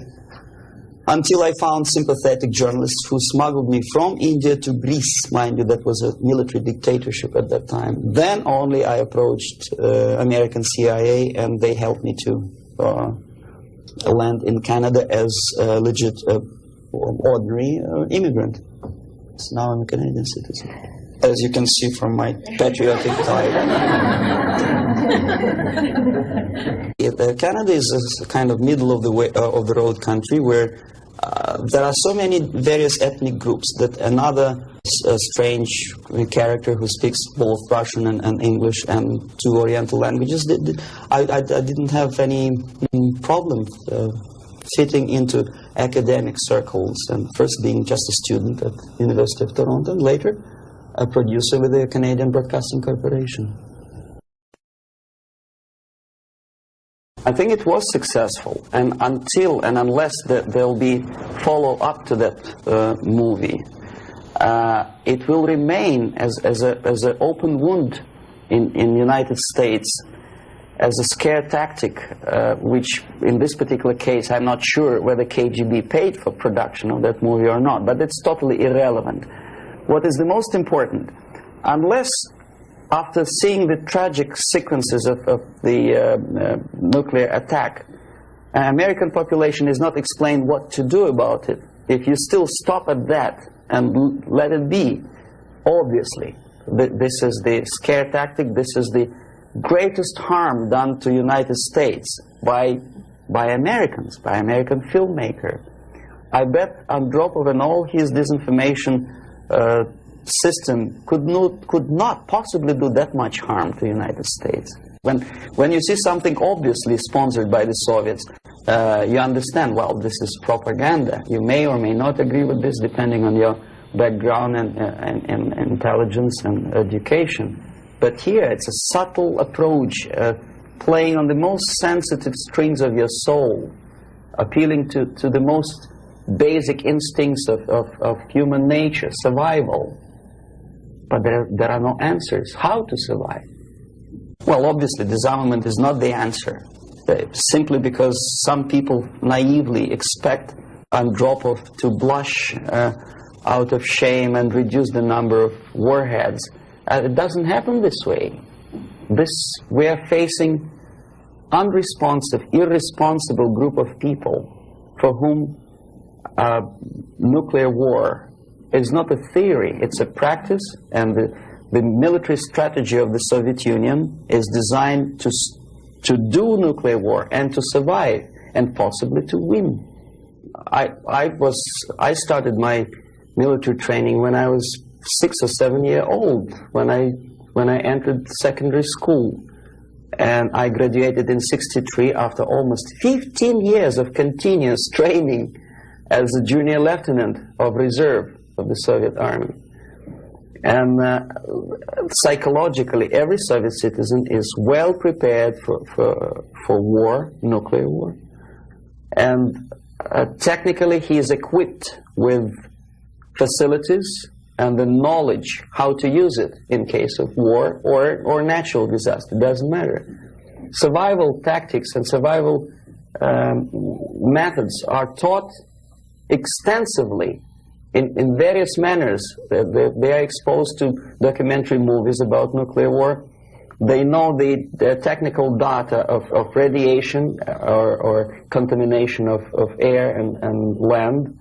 They know the organizational patterns of civil defense to such an extent that even if there is no nuclear attack, even if there is conventional warfare, each individual at a certain time knows exactly where to go, what to do, where is the shelter, whom to call by telephone, which is not the case, unfortunately, in the United States. I think if a bomb, ordinary bomb, maybe a stink bomb is dropped in the middle of Los Angeles, most of the people will not die of atomic radiation. They will die of panic. They will run, and the traffic jams and the panic will kill more people than anything else.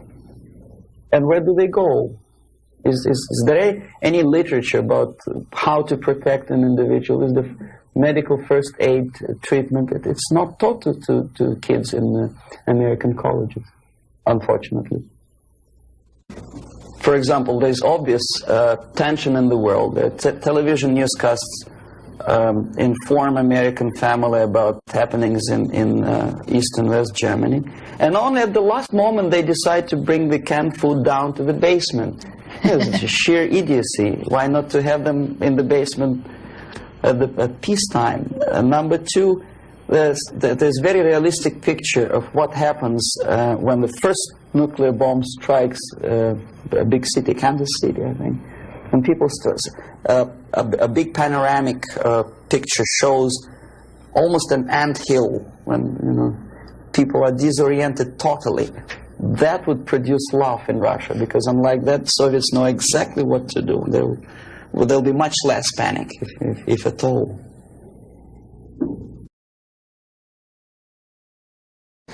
I know about infiltration of KGB into peace movement probably as much as an average American who reads newspapers systematically.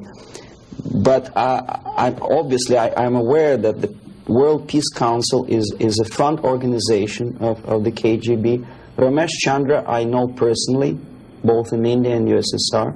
I worked with delegations of various peaceniks who came to the World Congress of Peace Council in Moscow. I think it was in 1961 or 62. Yeah, it was before Cuban crisis. And at that time, they struck me as people who are pathologically unable to see the truth, not to talk about the military aspects. When as a translator and a guide, I used to take them to places in Moscow which are not supposed to be for foreigners' eyes. They didn't want to see it. They had their preconceived ideas. They were suffering from self-importance. They thought it's a great honor to sit in the Kremlin, in the Palace of Congresses, next to a debil from Kremlin, and talk about peace as if that person from Politburo means anything in peace movement. Self-delusion is the most predominant phenomenon among these people. Ramesh Chandra is a very shrewd politician who takes advantage of naive, misguided, idealistically minded, sometimes sincere people. But he is, my impression is that he's totally sold himself to the Soviets. He receives his payments or royalties or whatever you can call it in the form of prizes. Of course, it's very embarrassing if you approach a person of his caliber with money, with cash, and say, "Here, Comrade Ramesh Chandra, there's money for your propaganda in the interests of the Soviet Union." It's very unpolite.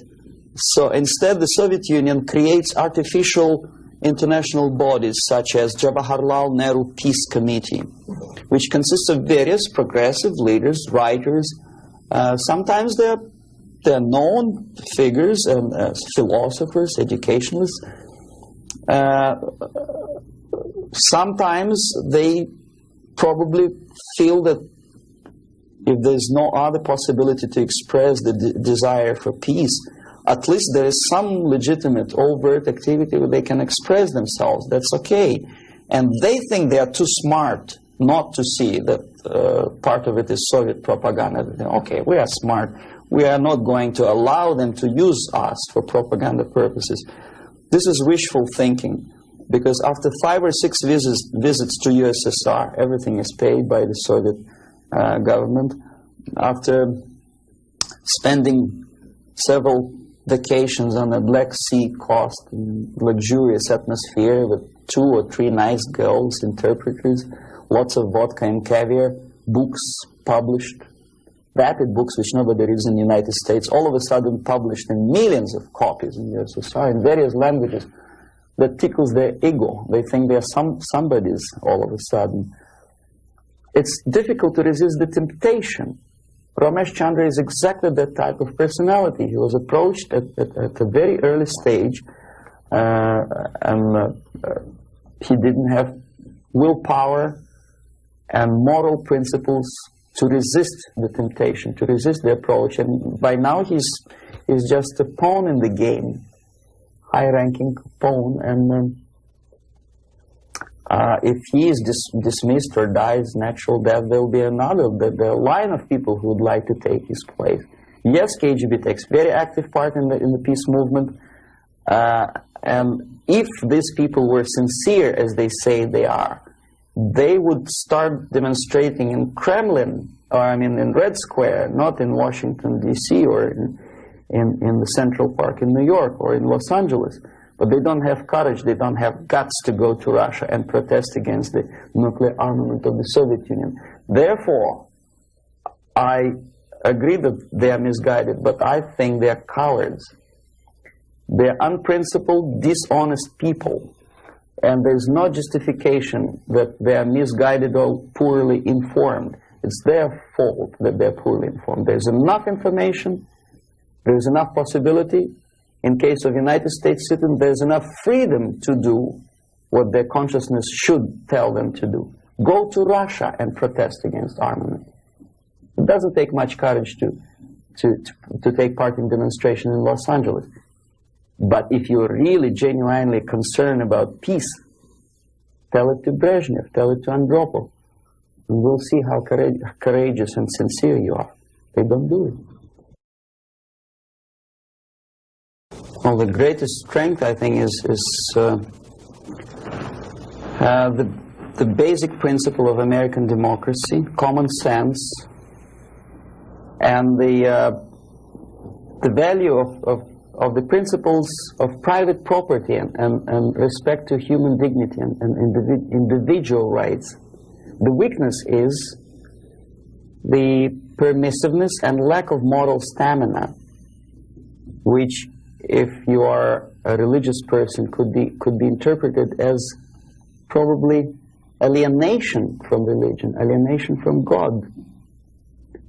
Thinking too much in materialistic terms, thinking in short span of time for pragmatic advantages, disregarding the perspective of civilization. Some philosopher, I forget his name, I was a bad student in Moscow, said that the level of civilization is in direct proportion to the time span that human being thinks in future, for future. The least civilized people live today, this minute. The more civilized nations think about tomorrow, 10 years from now, 100 years from now. Well, this is one of the definitions of...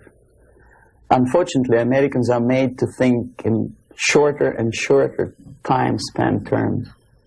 This is the greatest weakness.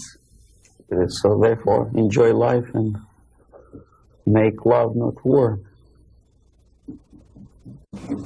I think that willpower and revitalization of traditional moral values and principles is the most desirable thing now, today. The sooner the better. The things, the principles and values on which the affluence and success of American civilization depends and based upon should be immediately revitalized and brought back to school programs, to media, and let's face it, propaganda. I'm not afraid of this word, unlike the left liberal journalists who think, oh, well, it's propaganda. I don't see anything wrong in propagating the basic moral principles and values on which America is built.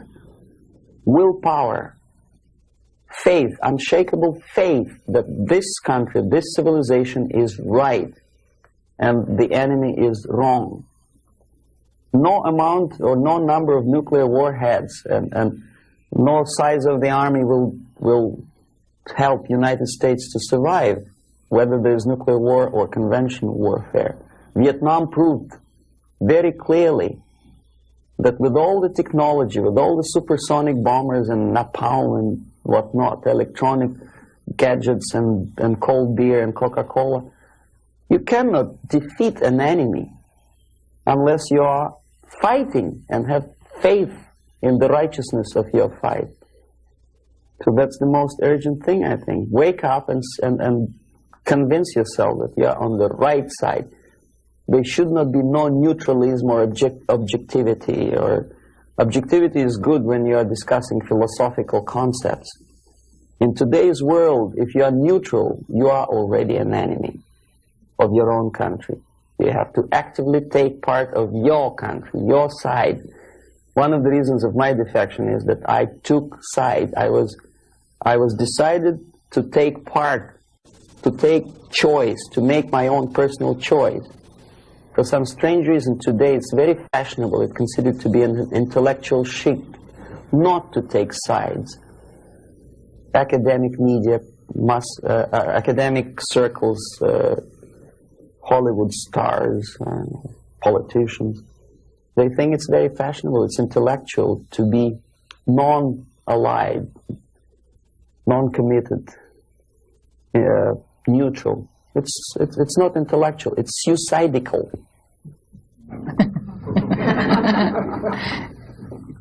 Suicidal. Okay, I'll start with a short explanation. I'm going to show you some slides now. The things that you're going to see, there's nothing new actually. They're reproductions from various media organs in the United States, USSR. Probably you see these pictures 100 times a day. I'm going to give you a different viewpoint on the same things, same facts that you see, and probably don't take much trouble to understand and think what you are seeing. I don't know if you heard my introduction. I'm an ideological subverter, yes, from Russia. Okay.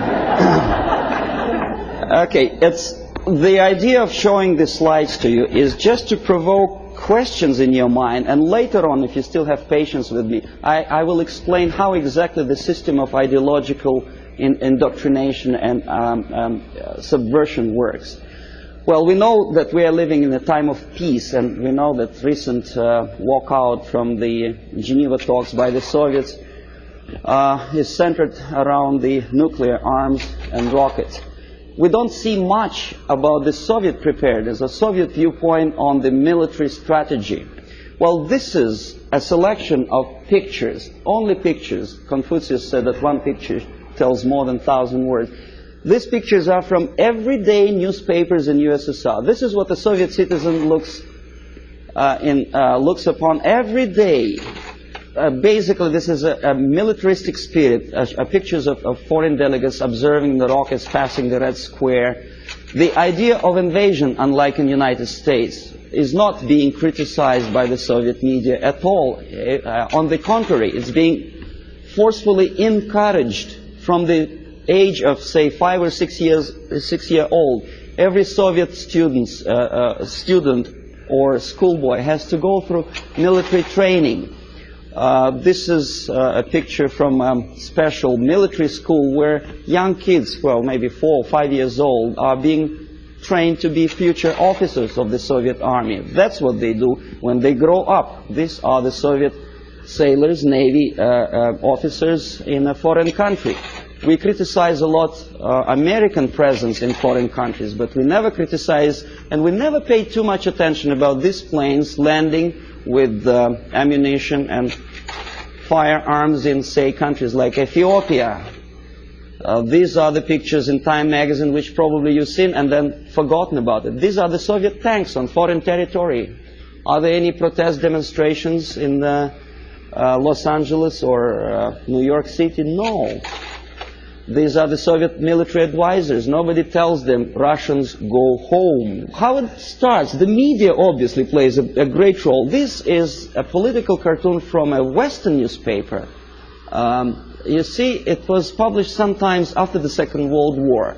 These 4 columns of peace, pay attention to whom they are being erected. Roosevelt on the left, Churchill on the right, and Stalin in the middle. A peacemaker, Stalin. Okay, this is another thing. Chicago Tribune, January 1945. Destiny's Child. New Year, 45, is born. Look who is looking with love and affection. Churchill, Roosevelt, Chiang Kai-shek, and Stalin. And this is how the Soviet media describes Churchill as a warmonger. Искусство, Moscow, 1951. This is how the Soviet media presents American militarism linked with Nazism. This is how the Soviet media illustrates South African colonialism, not much different from a political cartoon in New York Times or Los Angeles Times. As a matter of fact, almost similar. Growth of inflation due to military expenses. A political cartoon from Pravda newspaper. It could be published as it is in Los Angeles Times. Nobody would wonder. NATO is criticized by the Soviet media, but so it is by the American media. Law and order, justifying the former military criminals. This picture. This is what this is a number of books which I selected in an average university bookstore. Most of them are left-wing propaganda. Erich Fromm, May Men Prevail? The Indochina story, of course, from the viewpoint of left. Lenin's work, How to Deal with Communists, by a former ambassador to USSR.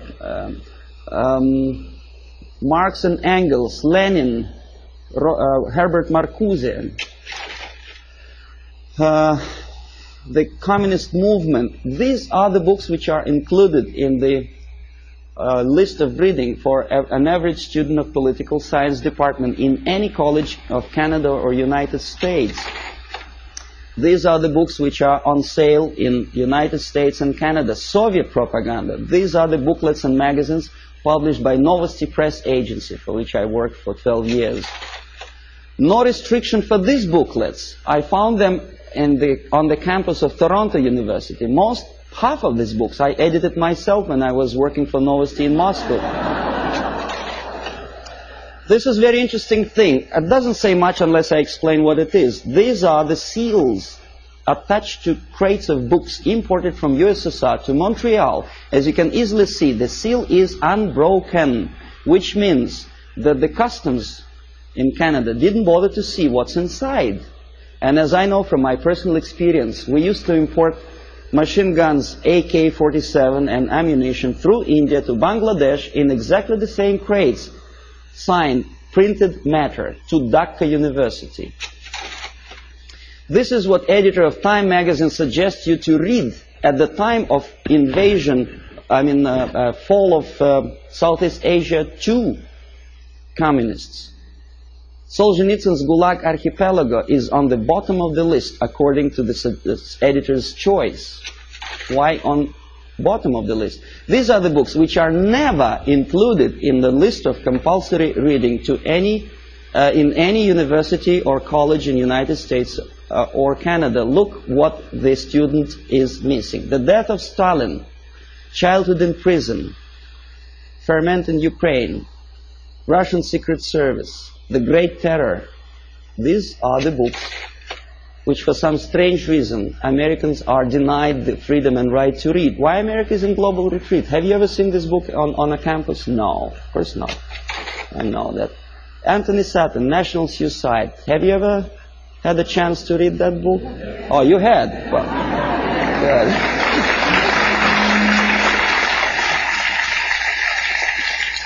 This is another very interesting thing. A description how drugs penetrate into Western society originated in communist world. For some strange reason, that textbook is never included in the list of compulsory reading for students of political science or international affairs. This is the book written by a former member of Communist Party in Czechoslovakia, explaining the tactics of subversion. For some strange reason, it was not published in the United States or Canada. The author had to pay for the publication himself after defecting to the West. This is another interesting example. Exoneration and Ultimatum, written by Richard Romer, a science fiction novel about invasion of the United States into Canada to expropriate the oil and natural gas resources in that neighboring friendly nation. Why it took invasion, I don't understand. 51% or more of the companies are already belong to the United States in Canada, as probably you know already. Who is the author? Richard Romer is a dynamic and dedicated exponent of the needs of potential. And so anyway, he's a friend of Pierre Trudeau, a former military officer. And what he writes is something that Andropov probably would be very happy about. He describes a situation when the only thing that saves Canada from United States military occupation is a call from Andropov to the President of the United States threatening him with the reply or with the military answer to an invasion of Canada by United States. And this is written by a close friend of Pierre Trudeau, a politician, a former military man. Why? Is he a paranoid or am I a paranoid? These are the three books published almost simultaneously, sometimes in the middle of 70s. CIA and the Cult of Intelligence. CIA Diary by Philip Age and the KGB by John Barron. I tried to buy the KGB, but it was not in the bookstores of Canada or United States. The previous two books on the left were. This is the author of the most anti-American book, The Defector to the Communist Side, Philip Age. He is alive. Nobody is threatening his life. Nobody is poisoning him with poisoned umbrella. This is, you know who? He is criticizing CIA for developing a gun to kill communist agents. And he tries to present it as a crime on behalf of United States intelligence agency. Why is it a crime? To defend you from the communist agents and to develop a secret gun, which is silent, is a crime. Is there any logic? I don't see any. This is the fellow who also criticizes the United States CIA for developing technical means of bugging USSR embassies on the territory of United States. Why not? I don't see any reason why not. But Mondale obviously does. He knows better. These are the authors who published lists of American agents stationed all over the world. They are alive. They make quite a lot of money on that publication. And this is the victim. The chief of CIA in brief was killed when the book of the previous two Americans was published. This fellow is dead. The other two are not. Siberia in 1971 was visited by a group of politicians from Canada. And this is the report about that visit. This is the group. We're shaking hands with the Soviet ambassador. This is a Soviet technical miracle. A pipeline on thermofrost or something. In other words, what Canadians were doing in early 60s is presented to Canadian public as an achievement, a great technological achievement in USSR. This is the route of their travel in Siberia. The Canadians covered that much of distance. Please remember that map. I will come back to that question. This is a book published by a Canadian author, Farley Mowat. By the way, Never Cry Wolf, a movie which is made on the basis of Farley Mowat's book. He's a nice fellow, drinks a lot of vodka. He was a guest of Novosti Press Agency, which I was working for. This is another book written by Farley Mowat after returning from Siberia. He was accompanied by a person like myself, a Novosti Press Agency journalist. Glorification of Siberia. This is this is the route, I promised you to come back to that map, which Farley Mowat, a Canadian progressive writer, covered when he was in USSR. This is what he makes Canadians to believe Siberia looks like. It does, of course. Baikal Lake is a very beautiful natural phenomenon. A nicely dressed Soviet Eskimos or Chukchas, I don't know, some ethnic minorities, friendly talking to each other in fluent English.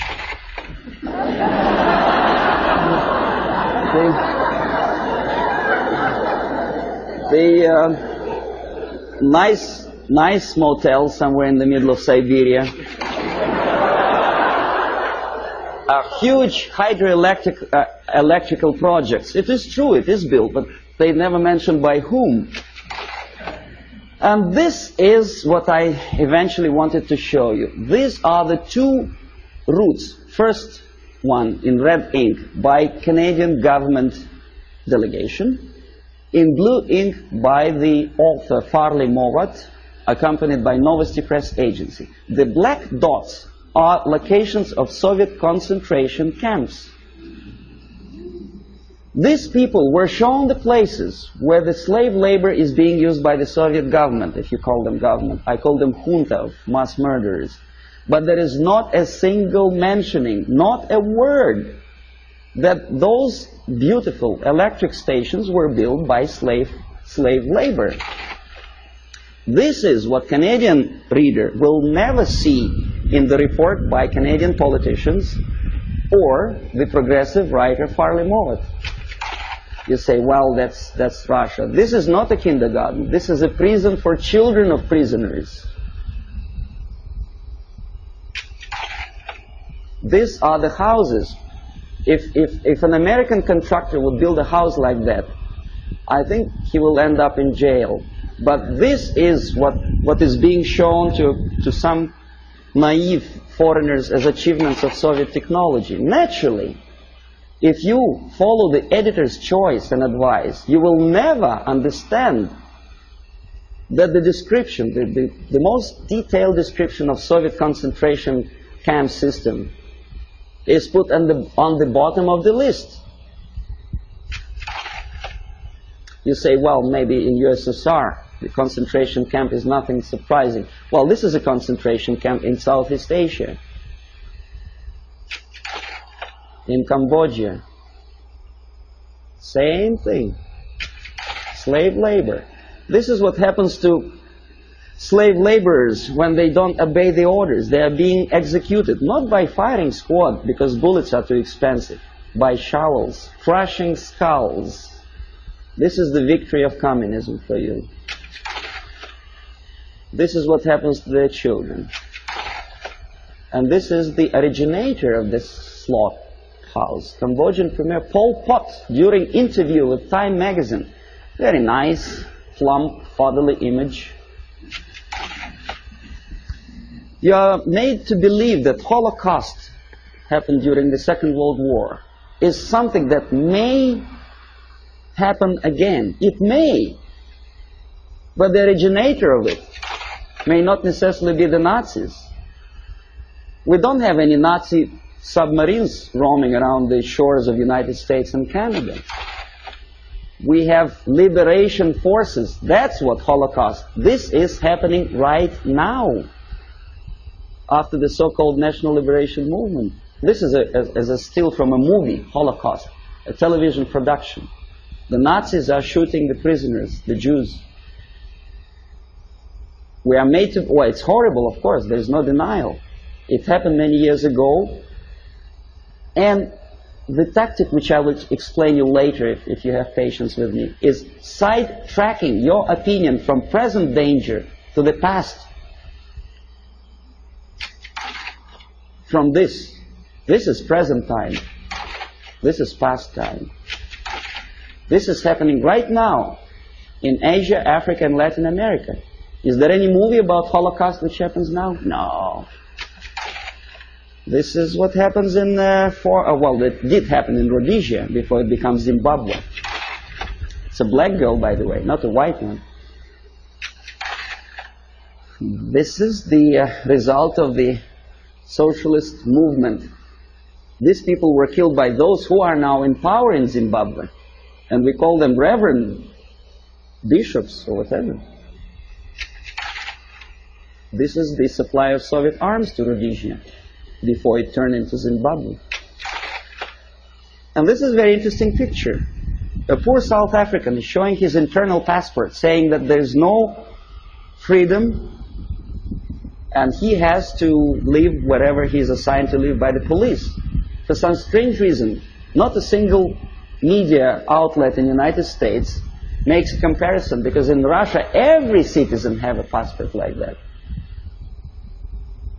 And the Asian ethnics in USSR do not have the right to live in those areas which are designed for the whites, and the other way around. But we are getting emotional about this passport. Why not about Soviet passport? The answer is flowing in the wind, how they sing in the wind. Okay, the feeling of guilt. Open any magazine. There are lots of pictures like that. Hungry people asking for your dollar. Donation. Think about it. Emma De Leon has no one else to turn to except you. See how many pictures? I collected them within 1 week. And who helps them? Rock stars. Through United Nations, UNICEF. And how they use this money? They buy arms. Have you noticed that countries like Philippines never ask for donations? Why? Because they have free market system. Oh yes, they have military dictatorship, oppression of civil rights. But for some strange reason, only those countries which are already liberated by Marxists are asking for your donations. Why? And when they get these donations, will you be my friend? This is what Time magazine wants you to think. If not, the implication is this is what's going to happen. Kolwezi, when white miners stationed in this small country, African country, were murdered by so-called National Liberation Movement. This is the result. Raped and murdered after your donations. And who is supporting these movements? Of course, United Nations. Okay, we'll come later on to the question of semantic manipulation. Everybody knows that United Nations is not united and it's not nations, but we continue to call them. I don't know how many people noticed the striking similarity between the emblem of United Nations and emblem of the USSR. You think it's coincidence? The symbolism is obvious, unless you are blind, of course. Yeah. And the creator of the United Nations Charter is an American, Alger Hiss, standing next to Comrade Molotov, sitting there on the left. We know he was a Soviet spy, but he is at large now. Alger Hiss, he's a lawyer, a respected citizen of the United States, a former Soviet spy. Well, you know, this guy is Daniel Ellsberg. He published secret papers of Pentagon. Why not of Soviet military-industrial complex? He is a respected citizen of the United States. Dr. Spock, Agony of Vietnam. I forget what's his name. Oh, yeah. How many men has to die before they understand I don't remember the lyrics of the song, but it was a very impressive song. When I was a Soviet student, I almost cried when I listened to that. And I thought, my God, what a nice fella. John Baez, very nice couple of kids. Jane Fonda, she was crying on location in Vietnam, beautifully filmed by American Hollywood filmmakers. What is she doing now? Did she ever defend both people? Did she say a word in defense of Vietnamese? Or say about horrors of coming out of this? No, she's busy preaching the health or whatever. And also, she takes part in demonstration against South African racism. Not about this. And not about this. This is liberation movement warriors. Jane Fonda didn't say anything about that racism. A black killed by blacks simply because he is anti-communist. That's just a symbolic picture. Okay, now next thing, I'm going to show you some slides which are also nothing sensational, but may provoke some questions in your mind. Maybe not.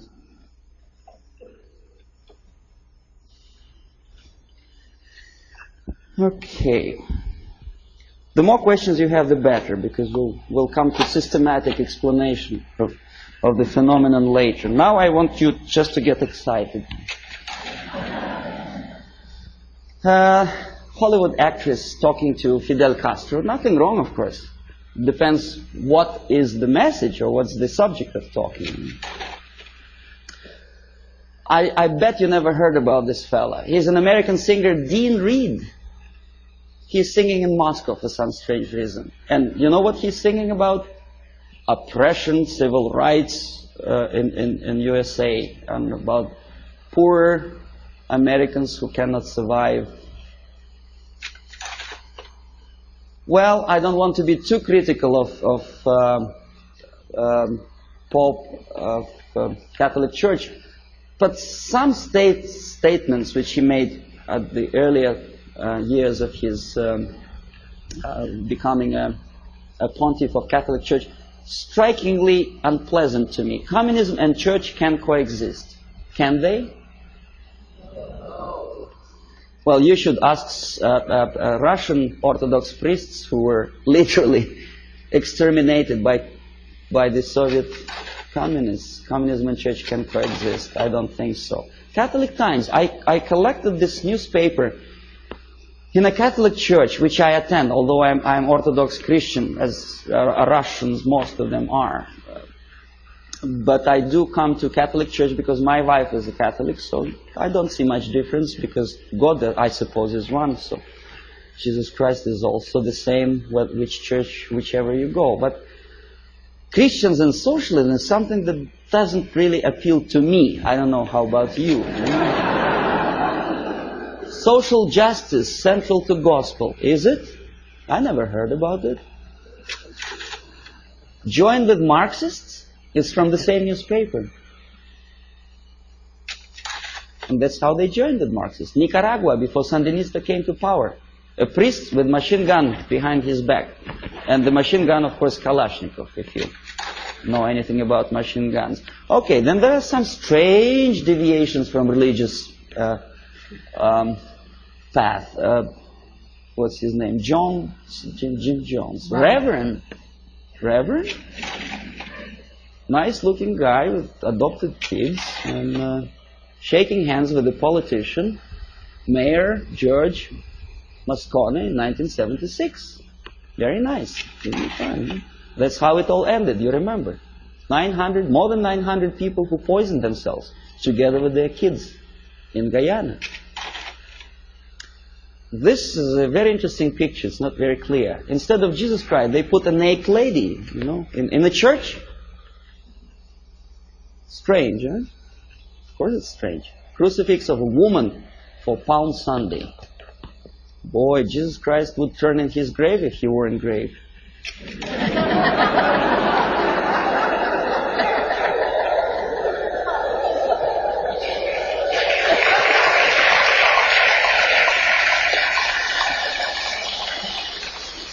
Now this is something that also indicates some strange occurrences within the framework of organized religion. In Struggle, a paper with hammer and sickle, published by a Canadian group of Trotskyites, very dynamic, extremely radical group. They challenged the question, whose democracy is this? Meaning that Canadian democracy is not democracy at all, simply because that radical group is challenged by the local police. Right? So nothing new, we know about this. But look where this paper is being distributed. Political repression, Friday, October, Bathurst Street, United Church. Strange, huh? See, this is the same leaflet, enlarged. This is another thing. President Carter handed over an antique crown belonged to Church of Hungary to the present communist regime of Hungary. Why? I don't understand. To make them friendlier to church? I doubt. Feminist movement. I don't know how you feel about feminism. I don't think that to be equal with men, you have to politicize your movement. You cannot legislate equality. You have to be equal. But that distracts your mind from real issues of family, loyalty, and well, if you feel moral foundations, and they make a great political capital on that. First Lady of the United States sitting to some kind of, I forget what her name was, exposing her tits to the media. I mean, this is, and by the American media standards, this is something normal, acceptable.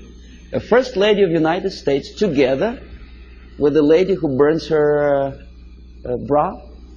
I don't know. Well, ladies in the army, of course, I don't know what's your opinion. I never heard about girls in the Soviet army, especially in the infantry force, simply because when they have period, that may create a problem for invasion of, say, Afghanistan.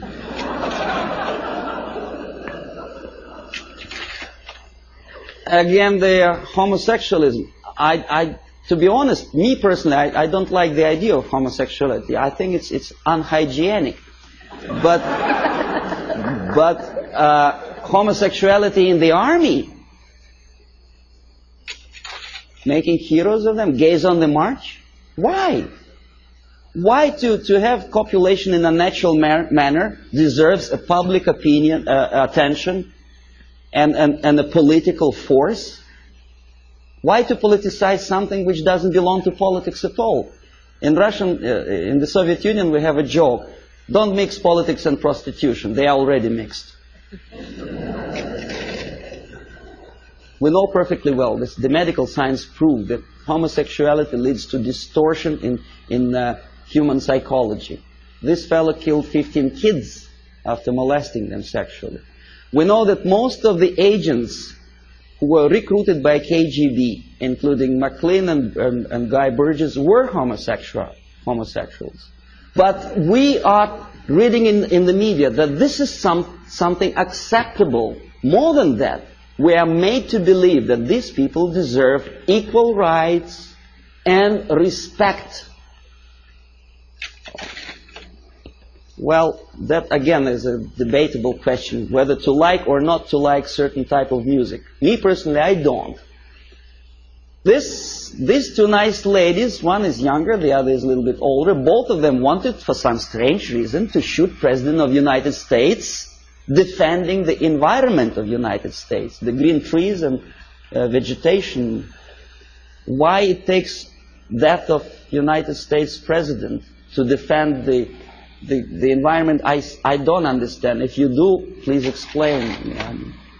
Then, of course, glorifying all kind of national liberation leaders, we naturally provoke our own kids to go into some strange liberation movement. You know who I'm talking about. This is the girl who was abducted by terrorists, and then she became terrorist herself, a daughter of a wealthy publisher. Naturally, there are thousands, millions of kids who loved, adored her courage. This is Comrade Carlos. You know who he was? He was trained and educated in Lumumba University, where I was teaching Russian language to the likes of him. That's the result of the activity when they come back home. Aldo Moro was killed by Red Army terrorists who wanted to liberate Italians from something. I don't know from whom. These are the persons who were part of Baader-Meinhof gang. And this is a person who also liberates someone from someone. I don't exactly know, obviously, Indians from whites in the United States. But pay attention what he holds in his hand. It's Kalashnikov, AK-47. I know it by heart. I can put it apart with my eyes closed. War on terrorism. Does it exist? Apart from verbal war. This is what I have collected on a campus in Canada.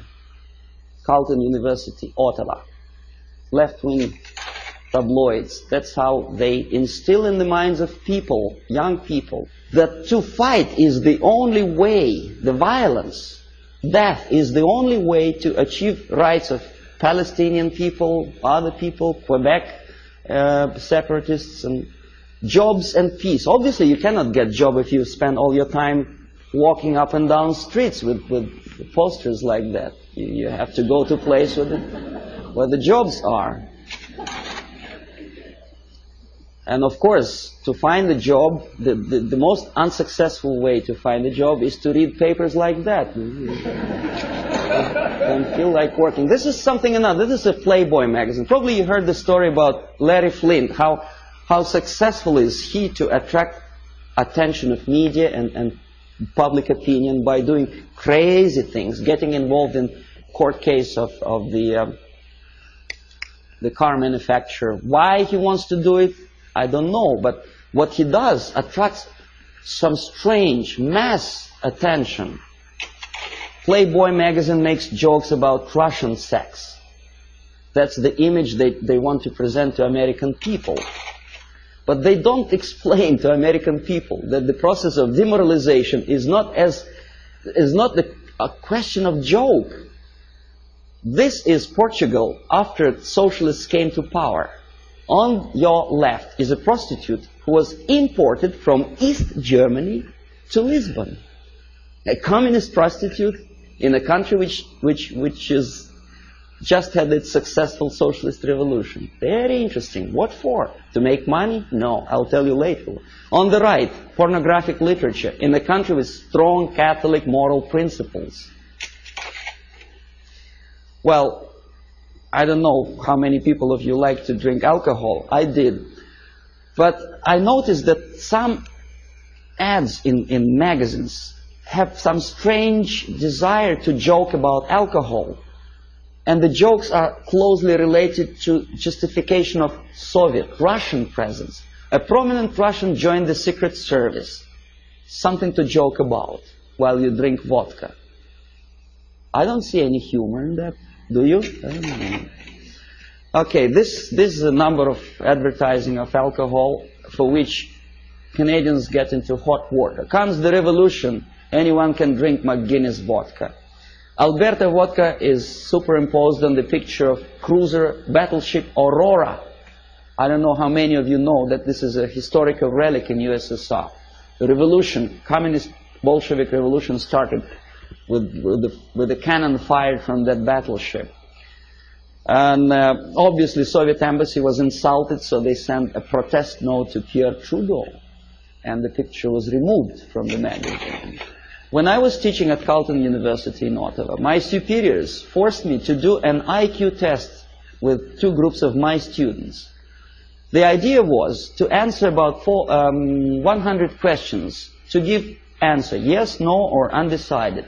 The more undecided or negative answers you give, the more, according to the compilers of this test, you are adaptable and useful to society. The more positive answers you give, the more questionable is your adaptability and usefulness for your country. This is explanation how to score, how to count the scores. And now see the questions. Telling dirty joke is bad. A good soldier is a patriot. Yes, no, or undecided. Think about it. Every communist should be run out of the country. Yes, no, or undecided. The Bible is the greatest source of truth. Right? God is everywhere. A person who kills another person is a murderer. Yes, no, or undecided.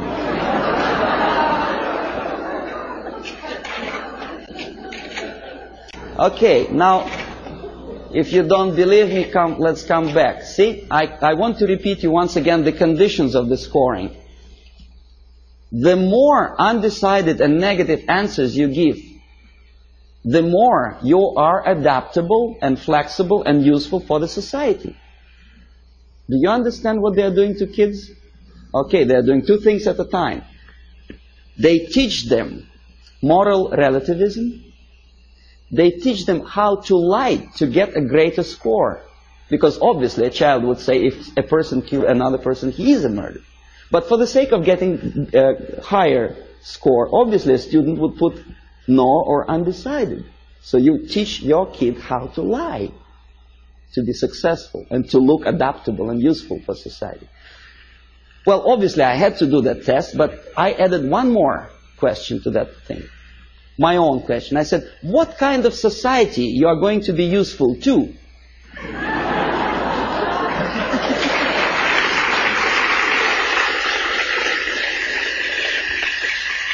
And most of my students give me an excellent answer. They say, a society where there is no moral principle, no respect to God, love, family, and working ethics. Very simple. They are not that stupid. Here we are, Comrade Brezhnev. Now, this is the picture from a Soviet magazine. Obviously, Soviet media tries to project their leaders in the most respectful way. Very impressive, very fatherly, very serious person. There is nothing surprising. What else is new? Of course. But this is Time magazine, an American magazine. The caption is not quite clear, but it says basically that Comrade Brezhnev doesn't give interview to Time magazine. The message is clear. He's a positive, caretaking person. He's too busy to take care of the world problems and economical problems in Russia. It's a very humorous caption. But nevertheless, the impact, if you are not quite concerned about politics, what is your impression about this nice gentleman? Nice, smiling, tired, well. And this is how media presents your leaders.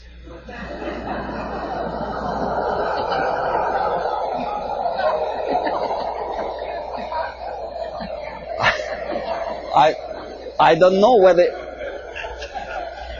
whether he deserves to be presented like that or not. This is a different question.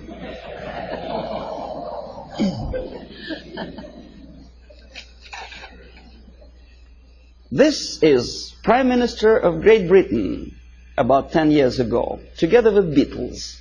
You may or may not like Beatles. Me personally, I don't like them. But a Prime Minister of a country together with entertainers. The Queen, Her Majesty Queen, knighted Beatles, a highest honor which previously in all times was given only to the most deserving patriots of the British Empire, was given to a bunch of monkeys.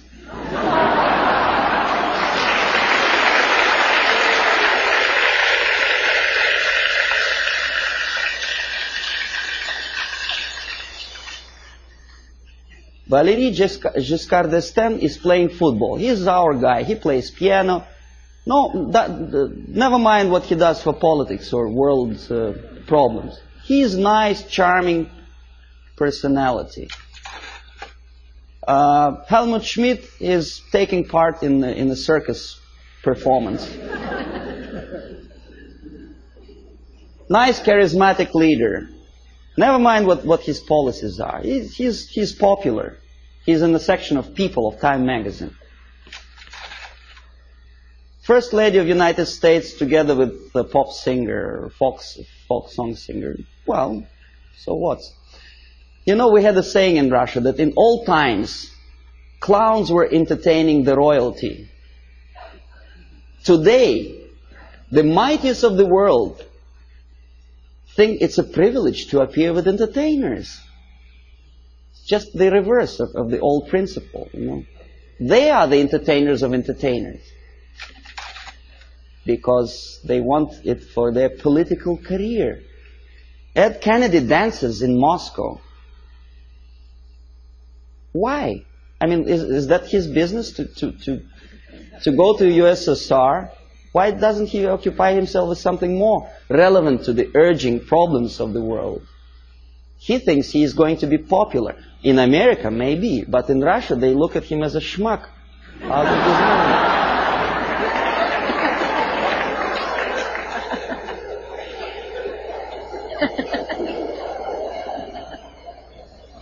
Senator McGovern is talking to a gorilla somewhere in Africa. Not the gorilla monkey, but a young member of National Patriotic Movement. The movement which is indoctrinated by the Soviets, armed and paid for. He thinks he's smart and he's something to admire. I bet the guys who are standing behind don't think this way at all. Well, Kissinger just by mistake is here. Would you buy a second-hand car from this?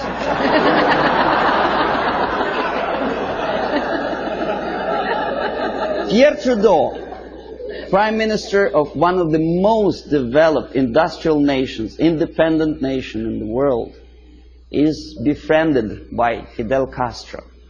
If you remember, Canada never stopped trade relations with Cuba, despite the urge from the United States government's administrations not to sell Cuba strategic technology and materials. No, he wouldn't listen to the United States. He smiles at Fidel Castro. Meanwhile, his wife, estranged wife, Margaret Trudeau, is talking to rock star. I forget his name. That's it. That's him, right? And he is posing for pictures like that. That's the Prime Minister's wife? That's her too. In French Riviera, with some Hollywood actor. Why? 50 years ago, for a thing like that, a Prime Minister would have to resign. It's a shame for a nation. Not anymore. Okay, now détente. It's another debatable question. Why we are so happy, Comrade Nixon?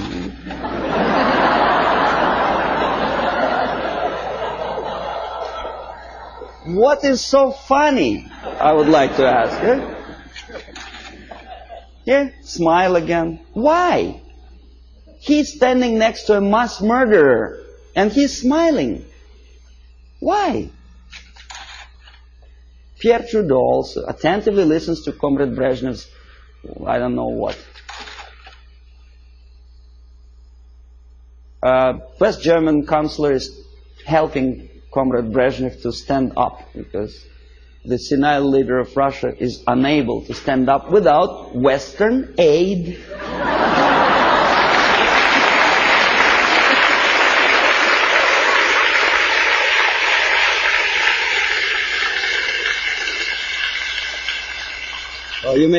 You may say, well, it's West Germans, they're too close to Russia, probably they do it just in case.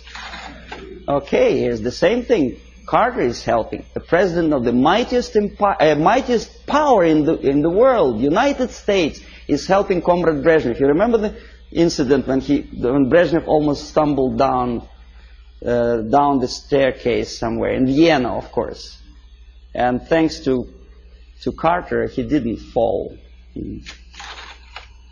Andrew Young is talking to a dictator in Africa. Again, McGovern, I think, is talking to Agostino Neto, a Soviet puppet in Luanda. Why? Is it that necessary to be friendly, to smile at each other? Now we're coming to space, from Earth to space. Clouds over the space program. Why clouds? Mind you, this is after 3 or 4 successful landing on Moon. Why clouds? Okay, here's 2 pictures. Left, Soviet cosmonaut walking into Kremlin Hall for a ceremonious reception. On the right, 2 American cosmonauts casually watching TV. On the top, Soviet Politburo talking to the space pilots on orbit. On the lower picture, Lyndon Johnson with, I think that's Glenn, no? An American spice pilot. Now, even if you don't know anything about the theory of information, the comparison, mind you, this is a French magazine, it's not the Soviet propaganda. The comparison of the size of the pictures gives you the message already. What is more important? What is more impressive? Here, a picture from Soviet newspaper Pravda. A Soviet schoolboy compares 2 replicas of Soviet Soyuz spacecraft and American Apollo. Friendship in space, détente, right? Pay attention to the size of the spacecrafts. They are almost identical, right? Now this is what the size, almost actual size is. The American spacecraft is on the left. It's almost twice as big as the Soviet one, right? Okay, this is a Soviet picture. This is an American picture with true sizes. Okay? You say, well, Soviet media, of course, tries to diminish the successes of the American space program. Now, this is an American media. On the left, a Soviet moon walker or Soviet probe on moon. On the right side, an American space Volkswagen, as they say. It actually was used on the surface of moon. The sizes are almost identical, right? Wrong. The thing on the left is the size of a tea kettle. In other words, about 100 times smaller. But Time magazine does not explain it to the readers. An average person in the United States has an impression that the junk on the left is as important and as successful as the masterpiece of technology produced by American mind and ingenuity. Okay, you remember Skylab? There was a time when it just about to fall down on the United States or any other country. And the Pentagon was very worried. There were pictures, there were discussions on TV. Some strange characters even started joking about it. See the Skylab target. A lot of emotions expressed about the failure of United States Skylab. A lot of bitter opinions were expressed about the unnecessary spending on space research. But when Soviet nuclear-powered satellite fell on the territory of Canada, there was no protest demonstrations, there were nothing like that. Nowhere in the world. Ask yourself why. According to some information, this was not a satellite at all. It was a flying atomic bomb. Canadians spent something like $15 million just to find the junk on their own territory. Thanks God it fell in inhabited areas of Canada, in Northwest Territories, where only penguins live. Well, what if it fell on Toronto? A flying nuclear bomb? Oh boy. But no protests. Here, Soviet ambassador Anatoly Dobrinin happily looking at the linking of American and Soviet spacecraft. In where? In American Grounds Control Center. This is a picture from Time magazine. This is also a picture from Time magazine. Soviet citizens are watching the same moment, linking of spacecraft. Think about it. Compare. Here, happiness. On the right, American representative of the NASA and Dobrinin, very happy. That's how ordinary Soviet citizens think about the farce in space. They understand perfectly well that linking spacecraft in space is just a fake. It doesn't mean anything. Look at their faces. They are sad. A dream was realized. Was it worth the price? Pessimistic question, right? After all the successes of American space program, the media tries to instill in your mind a doubt, pessimism. Why? Oh, this is a frog. I don't know how much you know about frogs. I'll tell you that a frog can see a mosquito only if it moves across the area of its vision. If a mosquito quietly sits on a grass blade, the frog doesn't notice it. That's the attitude of American media. They do not notice problem unless it moves, and moves close to Hilton where they station.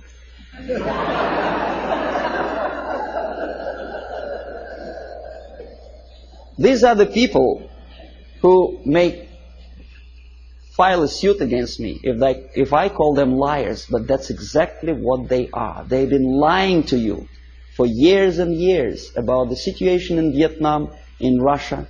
They were selling commercials, deodorizers and cars, and they sold you a rotten information, disinformation of what happens in the world. They have a vision of frog, but they look like semi-gods to you. And if I challenge their credibility, probably the people will call me a paranoid or a very nasty person. I may be a nasty person, but that's my opinion. I was a person who used to take these people for a ride when I was working for the Soviet side. Okay, if you don't believe me here, one of the most conservative newspapers, in this particular case it's a Canadian newspaper, the Globe and Mail, editorial page.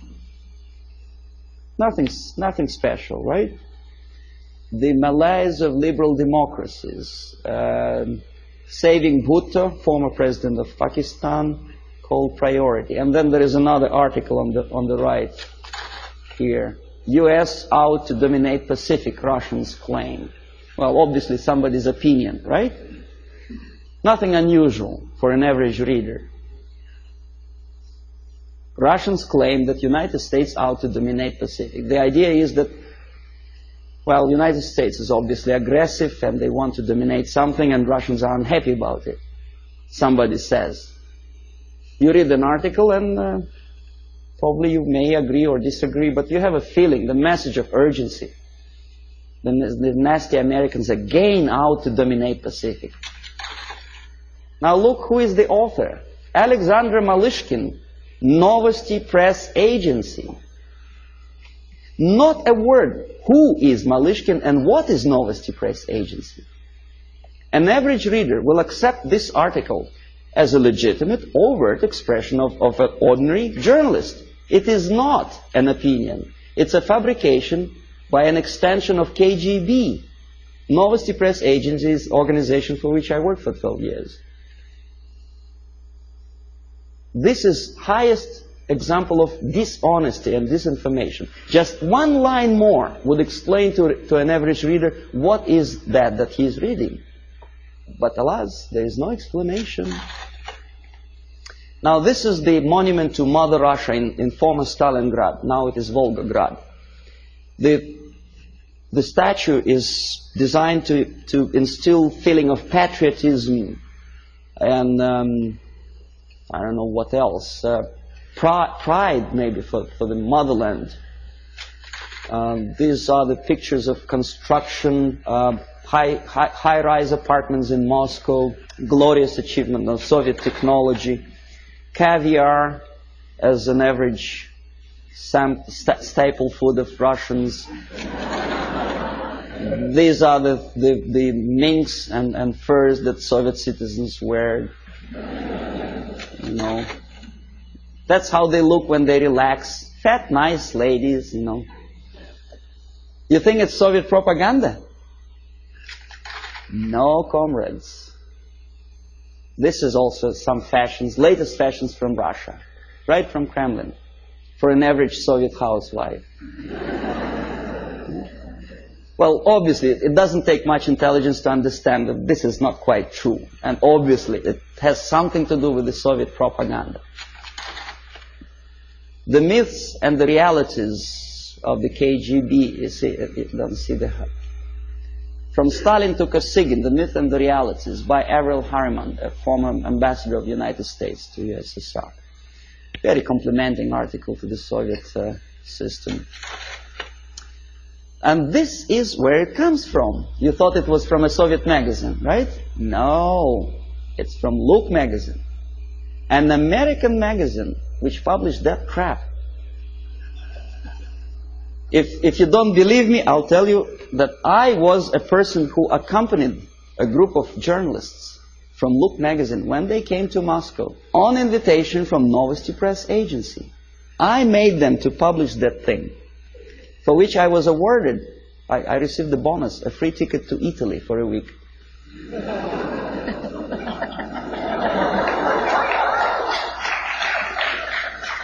Now, this has looked like sheer high-class idiocy, but unfortunately, this is exactly what happened.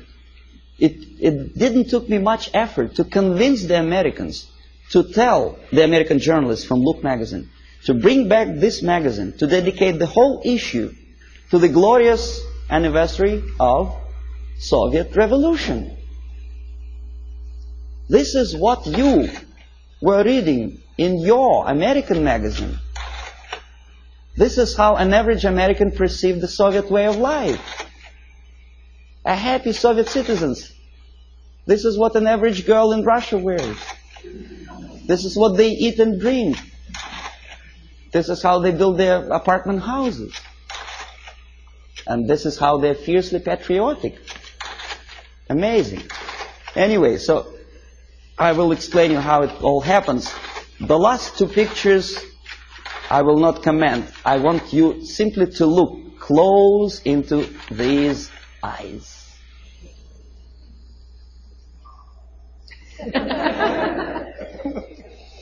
This is the person who wants to liberate you. Wanted, at least. Not anymore. He is dead. But there are many other people with the same type of eyes.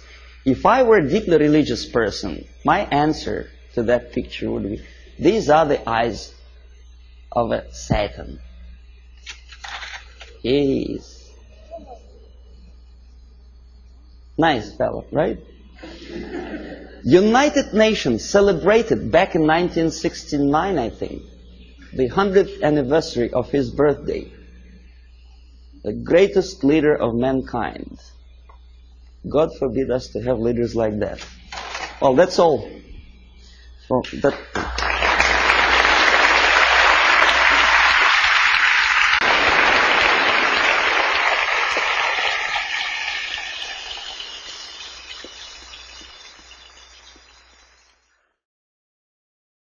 Subversion is the term, if you look in a dictionary or criminal code to that matter, usually is explained as a part of activity to destroy things like religion, government, system, political, economical system of a country.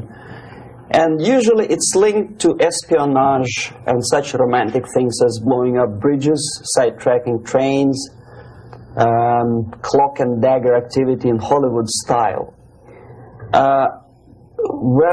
What I'm going to talk about now has absolutely nothing to do with the cliché of espionage or KGB activity of collecting information.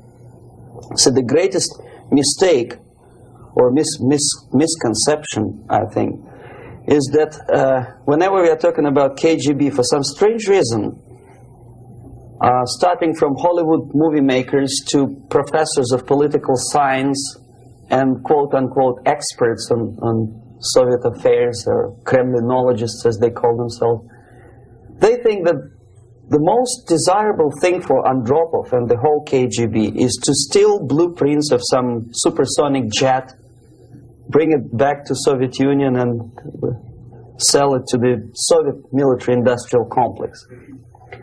It's only partly true. If we take the whole time, money, and manpower that the Soviet Union and KGB in particular spends outside of USSR border, we will discover, of course there are no official statistics unlike with CIA or FBI, that the espionage as such occupies only 10 to 15% of money, time, and manpower. 15% of the activity of KGB. The rest, 85%, is always subversion. And unlike a dictionary of English, Oxford Dictionary, subversion in Soviet terminology means always a destructive, aggressive activity aimed to destroy the country, nation, or geographical area of your enemy.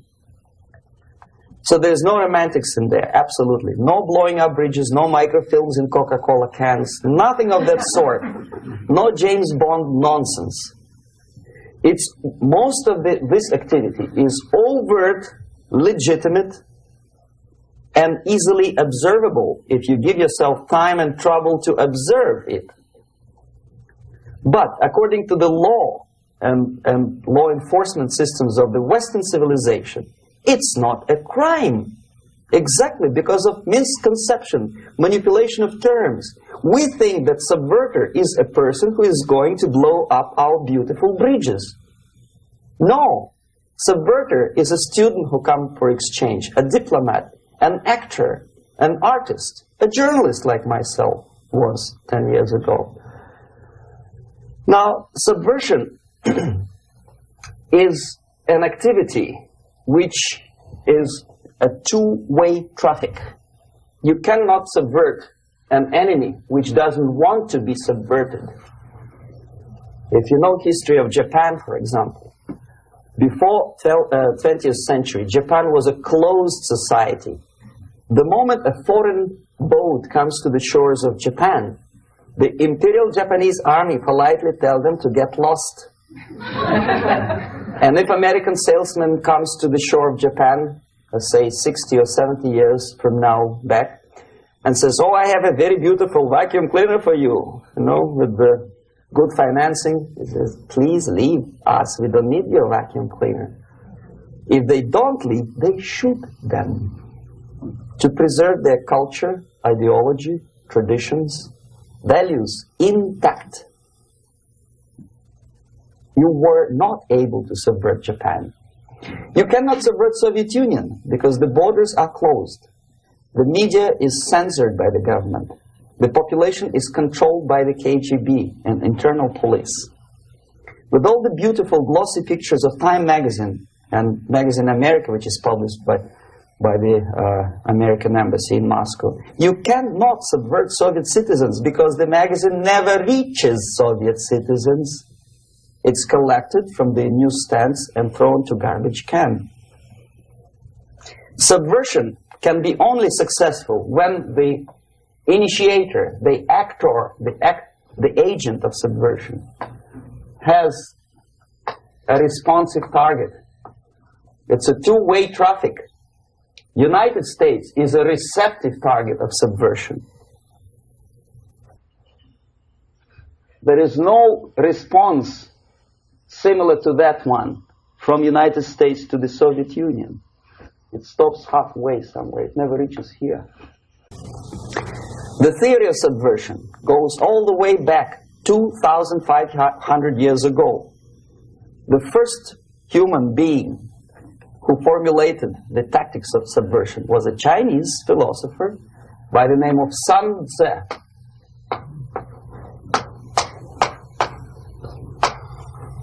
2,500 years BC. He was an advisor for several imperial courts in ancient China. And he said, after long meditation, that to implement state policy in a warlike manner, it's the most counterproductive, barbaric, and inefficient to fight on a battlefield. You know that war is continuation of state policy, right? So if you want successfully to implement your state policy and you start fighting, this is the most idiotic way to do it. The highest art of warfare is not to fight at all, but to subvert anything of value in the country of your enemy, until such time that the perception of reality of your enemy is screwed up to such an extent that he does not perceive you as an enemy, and that your system, your civilization, and your ambitions look to your enemy as an alternative, if not desirable, then at least feasible. Better red than dead. That's the ultimate purpose, the final stage of subversion, after which you can simply take your enemy without a single shot being fired, if the subversion is successful. This is basically what subversion is. As you see, not a single mentioning of blowing up bridges. Of course, Sun Tzu didn't know about blowing up bridges. Maybe there were not that many bridges at that time. But the basics of subversion is being taught to every student of KGB school in USSR and to officers of military academies. I'm not sure if the same author is included in the list of reading for American officers, to say nothing about ordinary students of political science. I had difficulty to find the translation of Sun Tzu in the library of a university in Toronto and later on here in Los Angeles. But it's a book which is not available. It is forced to every student in USSR. Every student who is taught to be dealing further in his future career with foreigners. What subversion is? Basically, it consists of 4 periods, time-wise. If we start from here and go this way, time, right? This is the beginning point. The first stage of subversion is the process which is called, basically, demoralization. It says for itself what it is.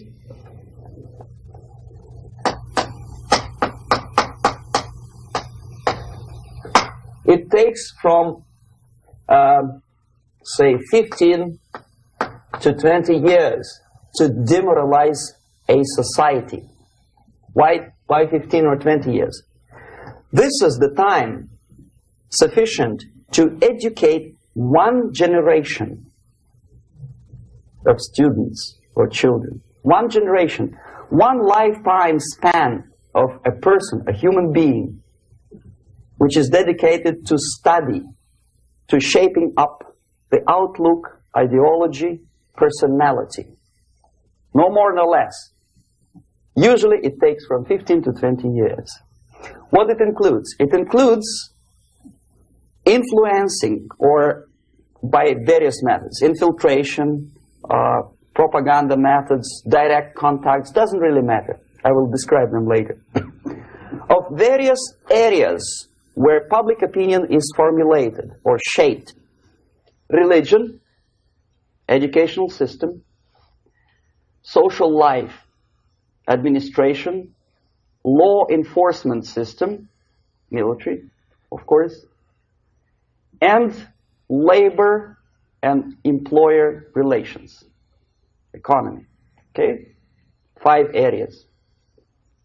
I will not write them down because we will not have enough space. Sometimes when I describe all the methods, students ask me question, are you sure this is the result of the Soviet influence? Not necessarily. You see, the tactic of subversion, about which I'm talking, is similar to the martial art, the Japanese martial art. If some of you are familiar with that tactic, probably you will remember that if an enemy is bigger and heavier than yourself, it would be very painful to resist his direct strike. If a heavier person wants to strike me in the face, it would be very naive and counterproductive to stop his blow. The Chinese and Japanese judo art tells us what to do. First to avoid the strike, then to grab the fist and continue his movement in the direction where it was before, right? Until the enemy crashes in the wall. You see? So, what happens here? The target country obviously does something wrong. If it's a free democratic society, there are many different movements within the society. There obviously, in every society, there are people who are against this society. They may be simple criminals, ideologically in disagreement with the state policy, conscientious enemies, simply psychotic personalities who are against anything. Right? And finally, there are a small group of agents of a foreign nation, bought, subverted, recruited. Right? The moment all these movements will be directed in one direction, right? This is the time to catch that movement and to continue it until the movement forces the whole society into collapse, into crisis, right? So that's exactly the martial art tactic. We don't stop an enemy. We let him go. We help him to go in the direction we want them to go. Okay? So, on the stage of demoralization, obviously there are tendencies in each society, in each country, which are going to opposite direction from the basic moral values and principles. To take advantage of these movements, to capitalize on them, is the main purpose of the originator of subversion. So we have religion, we have education, we have social life, we have power structure, we have labor relations, unions, and finally we have law and order. 1, 2, 3, 4, 5, 6. Okay? These are the areas of application of subversion. What it means exactly? In case of religion, destroy it, ridicule it, replace it with various sects, cults, which bring people's attention, faith, whether it is naive, primitive, doesn't really matter. As long as the basically accepted religious dogma is being slowly eroded and taken away from the supreme purpose of religion, to keep people in touch with the supreme being, that serves the purpose. Therefore, replace it, accepted, respected religious organizations with fake organizations. Distract people's attention from the real faith and attract them to various different faiths. Education. Distract them from learning something which is constructive, pragmatic, efficient. Instead of mathematics, physics, foreign languages, chemistry, teach them history of urban warfare, natural food, home economy, your sexuality, anything, as long as it takes you away, okay, Social life. Replace traditionally established institutions and organizations with fake organizations. Take away the initiative from people. Take away the responsibility from naturally established links between individuals, group of individuals, and society at large, and replace them with artificially, bureaucratically controlled bodies. Instead of social life and friendship between neighbors, establish social workers institutions. People who are on payroll of whom? Society? No. Bureaucracy. The main concern of social workers is not your family, not you, not social relations between groups of people. The main concern is to get the paycheck from the government. What will be the result of their social work doesn't really matter. They can develop all kind of concepts to show to the government and to the people that they're useful. Okay, away from the natural links, power structure. Okay, the natural bodies of administration, which are traditionally either elected by people at large or appointed by elected leaders of society, are being actively substituted by artificial bodies. The bodies of people, groups of people, whom nobody elected. Never. As a matter of fact, most of the people don't like them at all, and yet they exist. One of such group is media. Who elected them? How come they have so much power? Almost monopolistic power on your mind. They can rape your mind. But who elected them? How come they have a nerve to decide what is good and what is bad for the elected by you, president, and his administration? Who the hell are they? Spiro Agnew, who was hated by the liberal left, called them a bunch of enfeebled snobs. And that's exactly what they are. They think they know. They don't. The level of mediocrity. In a big establishment like New York Times, Los Angeles Times, major television network, you don't have to be excellent journalist. You have to be exactly a mediocre journalist. That's easier to survive. There's no competition anymore.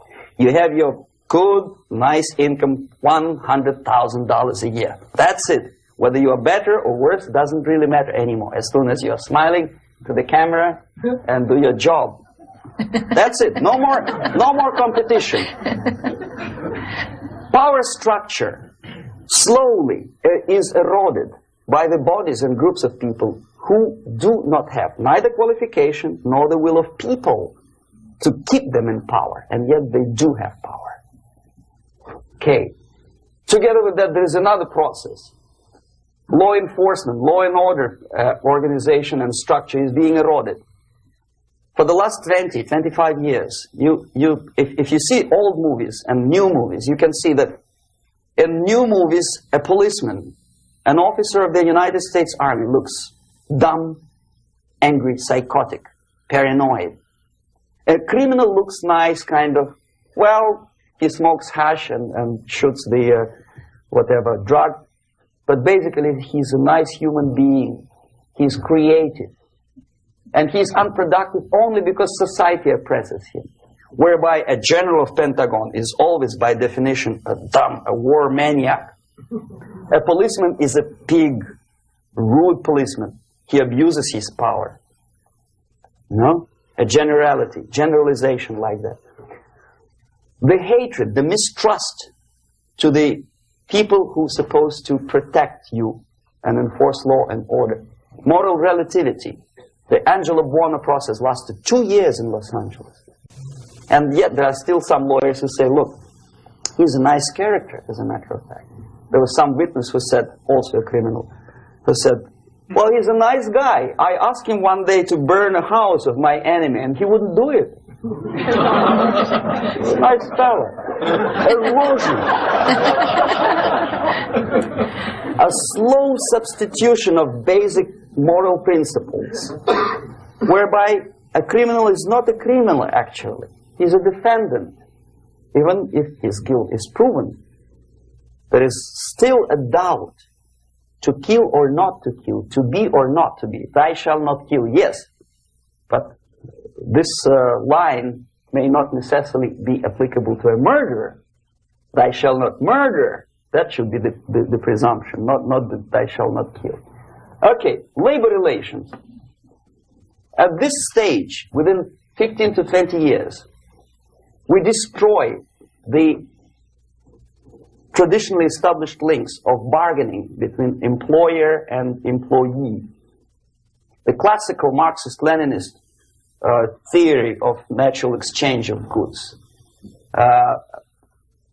A person A has 5 sacks of grain and person B has 5 pairs of shoes.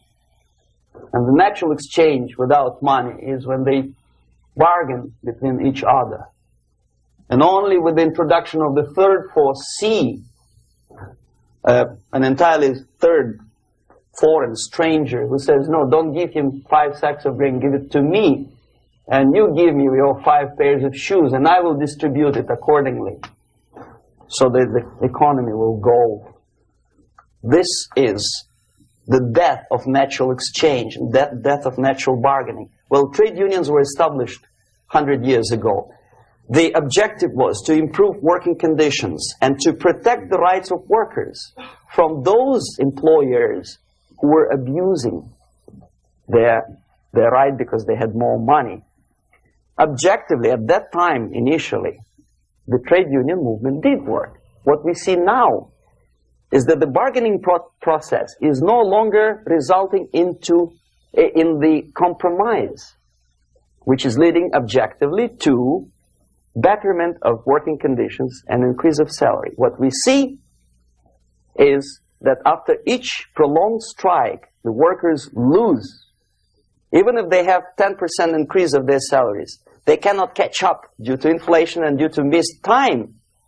More than that, millions of people suffer from that strike because economy now is interdependent. It's intertwined like one body. If previously steel workers, say 100 years ago, could strike and nobody would suffer, now it's impossible anymore. If a garbage collector strikes today, the rest of the multi-million city is stinking. I mean, there's no more service. In Quebec, for example, we had the electricians who were on strike in the middle of winter. You can freeze your bottom, and they still were on strike. Did they catch up with the salary? No, they lost. Who benefited? The leaders of trade unions. What is the motivation for strike? Improving of workers' condition? No, obviously it's not. Then what is it? Ideology. To prove to these capitalists. And the obedient horde of workers, like sheep, follow these people. And they cannot disobey. Why? Because if they do, you know what happens to them. Pickets, murders, shooting truck drivers by picketers. In Montreal, for example, I saw with my own eyes when I was correspondent of CBC International, Canadian Broadcasting Corporation, when the workers of aircraft factory destroyed computers and the equipment in the factory.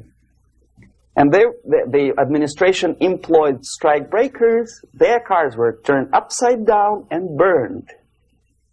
Their houses were burned. Their kids were intimidated. And some victims were there. Of that we can be sure. Why? To improve conditions of workers? No. Ideology. Okay, so this is what happens basically. It may or may not happen without the help of the Soviet Union. But the natural tendencies are being greatly taken advantage of and capitalized by the Soviet propaganda systems. How? Whenever trade union strikes, we have influx of propaganda, mass media, ideological dissemination. The workers' right, and we repeat it like parrots. Yes, workers' right. Whose rights? Workers? No. The only freedom of worker to sell his labor according to his own desire and will is taken away from him. By whom? By trade union boss. Unlimited power is given. Responsibility. I want to sell my labor not for $2.50 an hour, but for $2. I don't have right. My freedom is denied to me. I know that if I sell my work for $2 an hour, not for $3 an hour, I will compete better with the other guy who is lazy and more greedy. I don't need $3. I need only $2. No, I was made to believe by media, by business, by advertising agencies that I need more and more and more. Have you ever heard any advertising on TV to consume less? No. No way. Whether you need a six-cylinder car or not, you have to buy it. And hurry up. When I was driving here, on the local radio station, an excited announcer said, "You hurry up, rush and save, save, save. There is a pantyhose sale." Save by buying more. Of course. It would be too naive to expect that KGB makes that advertising agency to do such a crazy commercial. No, of course not. But what we did when I was working for Novosti Press, we would snow plow editorial offices, student organizations, religious groups with literature of class struggle. If not directly Marxism, Leninism propaganda, then a propaganda of a legitimate aspirations of working class, betterment of life, equality. Equality, mind you. President Kennedy once said, we will make America to believe that people are born equal.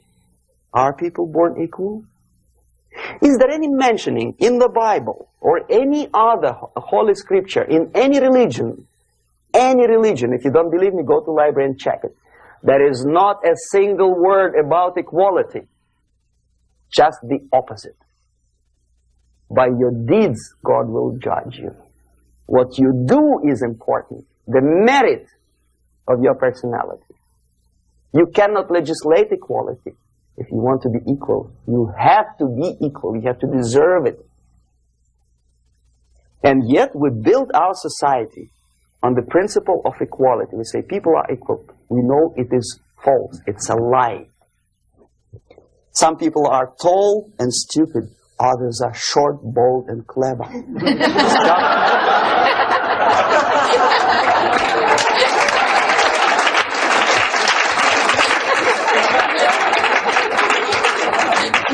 If we make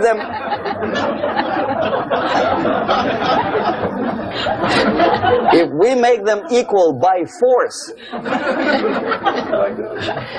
if we put the principle of equality in the basis of our socio-political structure, it's the same thing as building a house on sand. Sooner or later it will collapse, and that's exactly what happens.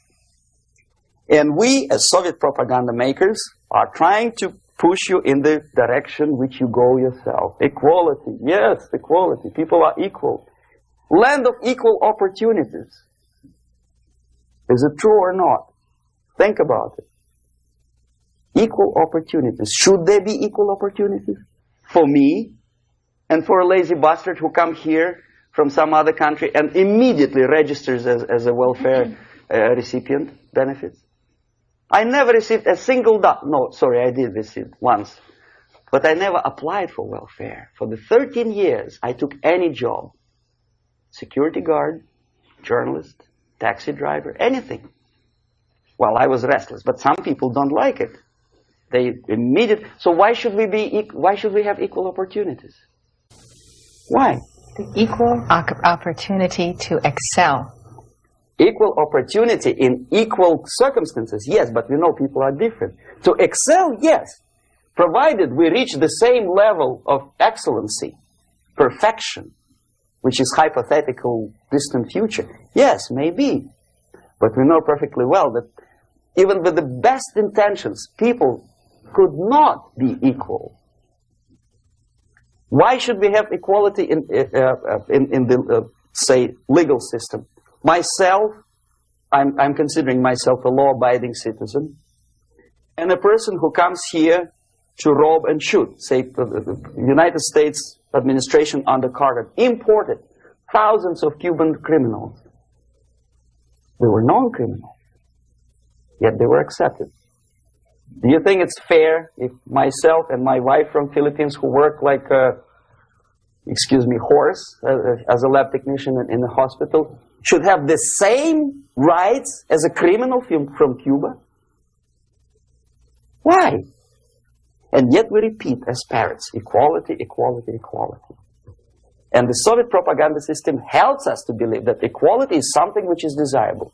Democracy, as it was established by fathers of this country, of this system in the last century, is not equality.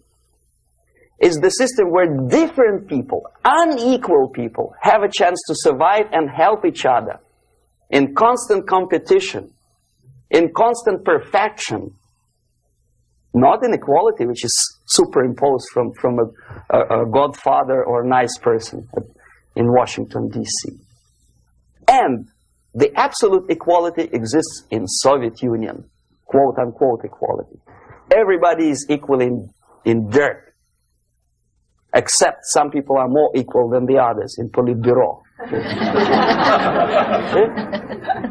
So, the moment you bring a country to the point of almost total demoralization, when nothing works anymore, when you are not sure whether it is right or wrong, good and bad, but there's no division between evil and good, when even the leaders of church sometimes say, well, violence for the sake of justice, especially social justice, is justified in countries like Nicaragua, El Salvador, well, maybe Rhodesia.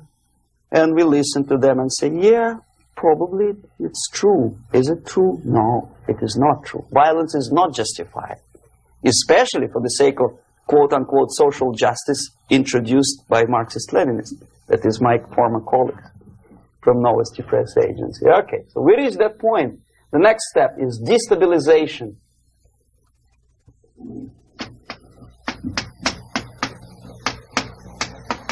Again, this word says for itself what it is. To destabilize all the relations, all the accepted institutions and organizations in a country of your enemy. How you do it? You don't have to send a battalion of KGB agents to blow up bridges. No. You let them do it themselves.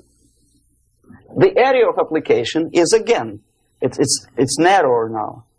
Not like the previous case. The overt legitimate actions of the KGB in this case would be hardly noticeable. There is no crime if a professor who recently went to USSR introduces a course of Marxism-Leninism in a Californian college, for example. Nobody is going to come to his doorstep and say, okay, mister, come, you are under arrest. No, it's not a crime. It's not even considered a moral crime against your country. So the area of application here is narrowing down to economy, again, labor relations, right? To law and order, plus military. And economy, law and order. Yes, and again, the media, but wider scope, a little bit different. I'll explain it later. Okay, basically 3 areas. Economy. The radicalization of bargaining process. If on that stage we still could achieve, theoretically, some positive compromise between the negotiating sides with say, arbitrary introduction of arbitrary judges, a third side, objectively judging the demands of both sides. Here, it's radicalization. On the stage of destabilization, we cannot come to compromise even within a family. The husband and wife couldn't figure out which is better. Husband wants his kids to eat at the table, and wife wants a child to roam around the room and drop food all over the floor. They cannot come to compromise unless they start a fight. It's impossible to reach a compromise, constructive compromise, between neighbors. Some people say, I don't like you to watering your lawn at that time because exactly at that time I'm walking my dog and he's getting nervous. He cannot pass his bowels, you know. So they cannot compromise. They go to a civil court or something like that. Radicalization of human relations. No more compromise. Fight, fight, fight. The normal, traditionally accepted relations are destabilized. The relations between teachers and students in schools and colleges. Fight.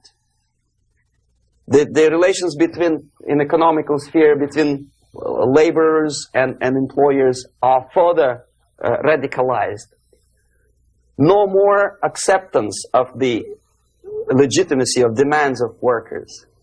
Unlike Japanese, with the theory Z, if you ever heard about it, where the workers are involved in decision-making process, therefore they don't have moral incentive to fight their bosses. In the United States, it's just the opposite. The harder is the fight, the better. The more heroic they look. When the Greyhound network was on strike recently, the correspondents of local TV networks all over the United States were approaching the strikers, and they say, oh yes, we are doing something nice. They looked like heroes and they were proud. There was some family, the husband was bus driver. Now they decided in a protest against the bosses to camp somewhere in the forest. And they were presented to the audience as a heroic, nice people. You see? The violent clashes between passengers, picketers, and the strikers are presented as something normal. 10, 15, 20 years ago, we would be angry, say, why so much hatred? Today we are not. We say, well, commonplace. Radicalization, militarization sometimes. As I explained on that stage, I took a step a little bit further. Shooting people. Okay, law and order now also is pushed into the area where previously people settled their differences peacefully and legitimately. Now we are getting with this court cases in the smallest irrelevant cases. We cannot solve our problems anymore. The society at large becomes more and more antagonistic between individuals, between groups of individuals, and the society at large. The media puts himself in the opposition to the society in general, at large. Separate, alienated. Okay? On that stage, you remember I was talking a couple of hours ago about the sleepers. That's when the students from, say, United States, if they are trained in Lumumba University, or developing nations, that's the students I was dealing with, are being sent back from the Soviet Union here. Or if they were already in the United States, in the country which is the object of subversion, they spring to action. The sleepers go up. They slept for 15 to 20 years. Now they become leaders of groups, preachers, I don't know, public figures. Prominently they actively include themselves in a political process. All of a sudden we see a homosexual. 15 years ago he did his dirty job and nobody cared. Now he makes it a political issue. He demands recognition, respect, human rights, and he rallies a large group of people. And there are violent clashes between him and police, his group and ordinary people, no matter what. It's black against white, yellows against green, doesn't matter where the division line goes. As long as this group come into antagonistic clash, sometimes militantly, sometimes with firearms, that is destabilization process. The sleepers, many of whom are simply KGB agents, become leaders of the process of destabilization. Doesn't mean that Comrade Andropov sends Comrade Ivanov to the United States. The person who takes care is already here. He is a respected citizen of the United States. Sometimes he gets money from various foundations for his legitimate struggle for, I don't know, human rights, women's rights, kid lib, prison lib, whatever. There are sympathetic Americans who donate their money to him. Stabilization process usually leads directly to the process of crisis. In case of developing nations, that's the area where I was active. The process starts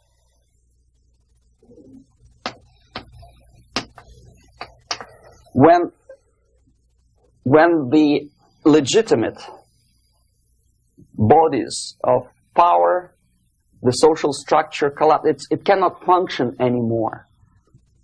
So instead, we have artificial's body injected into society, such as non-elected committees.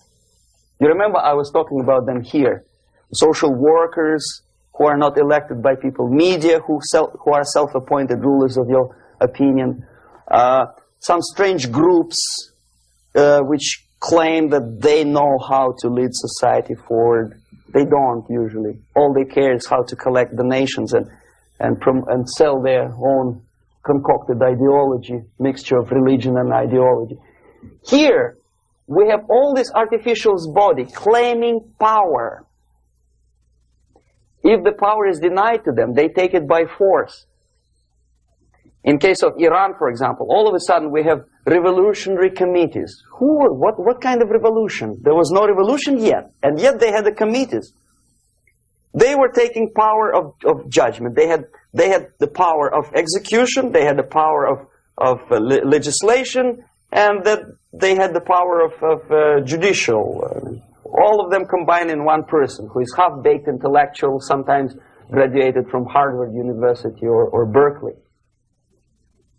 He comes back to his country and he thinks that he knows the answer to all the social, economical problems. Okay? Crisis is when society cannot function any more productively. It collapses, obviously. That's the word for crisis. So therefore, the population at large is looking for a savior. The religious groups are expecting a messiah to come. The workers say, we have family to feed.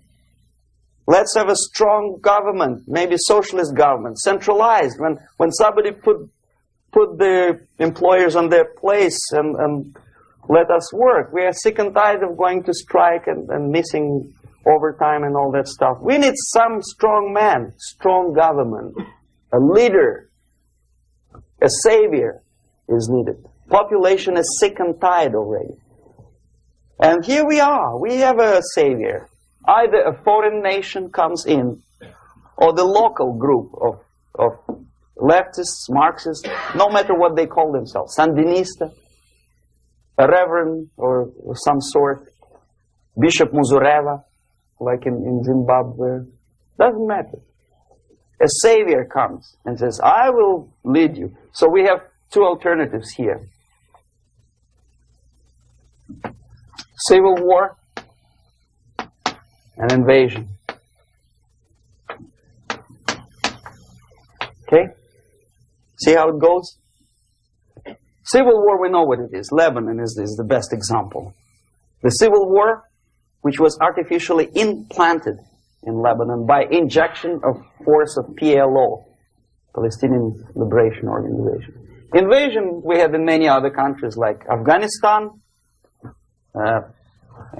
name any East European country, it was invaded by the Soviet army.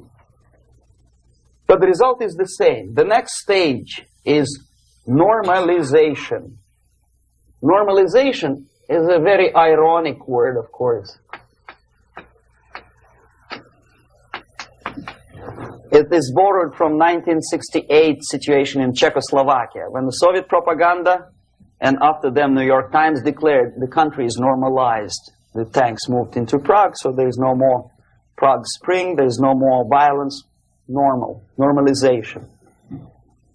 At that stage, the self-appointed rulers of the society don't need any revolution anymore. They don't need any radicalism anymore. So this is the reverse from destabilization. Basically, it is stabilizing the country by force.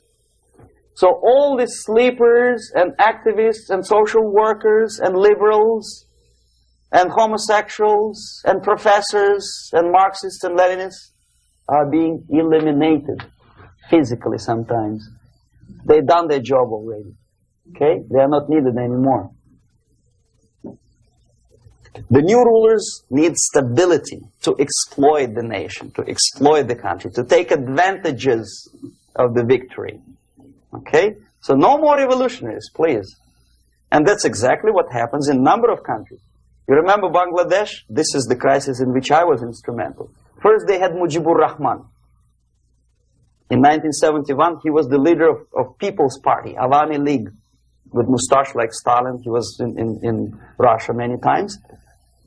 In 5 years, he was shot by his former colleagues, Marxists. He fulfilled his function. In Afghanistan, it happened 3 times. First there was Taraki, then there was Amin, now there's Babrak Karmal. They killed each other successively, one after another. The moment he fulfills his duty, the first one demoralized country, the second destabilized, the third one brought it to crisis. Goodbye, comrades. Babrak Karmal comes from Moscow and put into the seat of power. Same thing happened in Grenada recently. Maurice Bishop, Marxist, was killed by Austin, what's his name, General something, who was also a Marxist. Right? So no more revolutions, please. Normalization now. From now on, no more strikes, no more homosexuals, no more women lib, no more kid lib, no more lib, period. Good, solid, democratic, proletarian freedom. That's it. Now, to reverse this process takes enormous effort. When today, United States had to invade Grenada to reverse the process of subversion. Some people say, boy, this is not good, it's not kosher to invade the beautiful country, island of Grenada. Well, why didn't you stop the process here, when Grenada was just approached by leftists? Why not to prevent Maurice Bishop to come in power in the first place? Did Grenadians want him? Very questionable. They didn't know who was Maurice Bishop in the first place. He came to power by coup d'etat himself. Okay? No, we let the situation develop further and further and further until the crisis and normalization very soon. And then the United States decided to invade country, discovering that the country was absolutely a military base for the Soviet Union. Of course it's a drastic measure. Of course it's a pity that Marine Corps had to lose, what, 17 lives. Very bad. Why not to stop the process before it comes to crisis? Oh, no, intellectuals will not let you. It's interference into domestic affairs. They're very careful not to let American administration to interfere in domestic affairs of Latin American countries. They don't mind Soviet Union interfere in these affairs. Okay. So to reverse this process, from here, it takes only and always military force. No other force on earth can reverse this process at this point. At this point, it does not take military invasion of the United States Army. It takes strong action, like in Chile. A CIA covert involvement to prevent the savior from outside to come into power and to stabilize country before it erupts into civil war. Okay? Support the right-wing conservative forces. By money, by crooks or love, doesn't matter. Stabilize the country. Don't let the crisis develop into civil war or invasion. Oh no, your liberals will say it's against the law. The Congress will not appropriate money for covert actions of CIA. Why not? Should we wait till the normalization come and Soviet tanks land in Los Angeles airport? Now, at that point, at the point of destabilization, also the process could be reversed. Again, easily than this. No CIA involvement at this point. You know what it takes here? Restriction of some liberties for small groups which are self-declared enemies of the society. As simple as that. Oh no, the media and liberals will tell you this is against the American Constitution. How can we, by force, deny the civil rights to criminals, for example? It's not good. Okay? So we allow them to. Okay, if you allow the criminals to have civil rights, go on and bring the country to the crisis. This is a bloodless way to do. Curb the rights. I mean, not to put them in prison. No, I'm not talking about putting all the gays from San Francisco in the concentration camp. Do not allow them to take political force. Do not elect them to the seats of power, whether it is municipality level, state level, or federal level. It has to be beaten in the heads of American voters that a person like that in the seats of power is an enemy. Do not be afraid of this word. It is an enemy. If he is not an enemy here, he will be here. Later on, he will be shot, of course. But at this point, he is an enemy. Okay? You are doing great service by denying him a right to capitalize on his own crazy ideas and become a powerful man, a man who uses the seat of power. Restriction of certain freedoms and permissiveness at that point would prevent sliding into crisis and probably will return the process of destabilization. To curb unlimited power, monopolistic power of trade unions, here, at that point, would save economy from collapsing. To introduce a law to stop private companies of raping public opinion's mind in the direction of consumerism. No company must have a right to force you into buying more unless you want it. There must be a law. You want to advertise your car? Okay. But not a single mentioning of buying it now and saving money. It must be against the law to force people to consume more. Self-restraint. Previously, before this process started, the self-restraint was a business of church, religion. Because our preachers, the fathers of church, would tell us, material values are good, but it's not the prime function of human being. Because you have to live with something. Obviously, the design for our life is not to consume more deodorants. There must be something greater. If such a complicated instrument as human body was created, obviously there must be some higher purpose for that.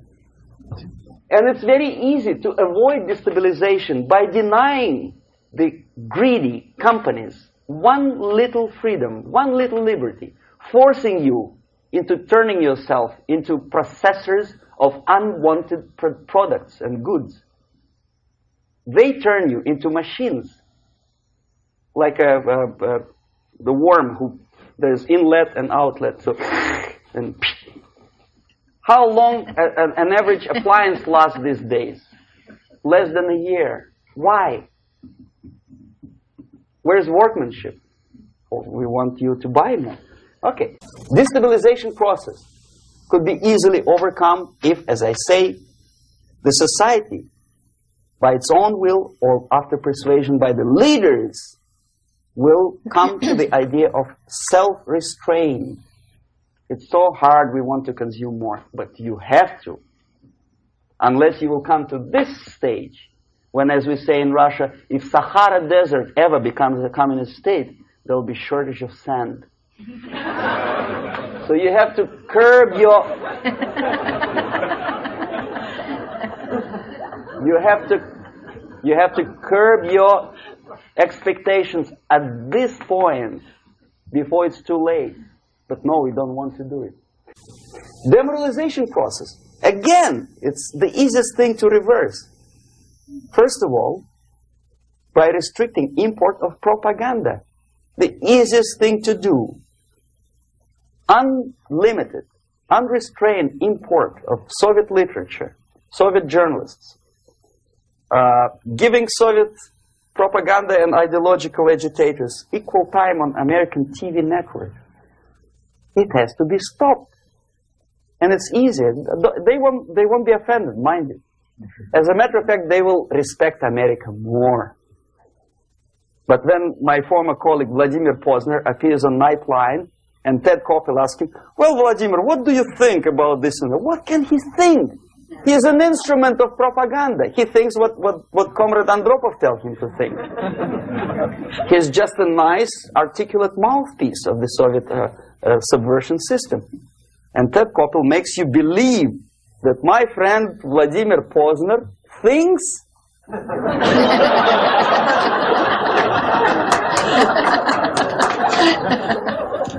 the process of demoralization may not have started at all if at that point the country, which is a recipient of subversion, actively, not violently, but actively, prevents importation of foreign ideology. I don't want America to follow the pattern of ancient Japan. You don't have to shoot every foreigner when it approaches the sacred borders of the United States. But when he offers you a junk in the disguise of very shiny something, you have to tell him, no, we have our own junk.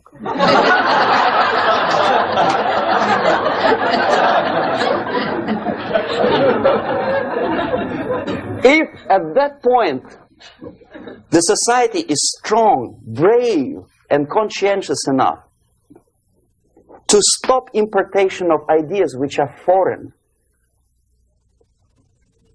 then the whole chain of events could be prevented. Recently I've been to Philippines, and I was shocked how in big cities like Manila, children listen to deafening music.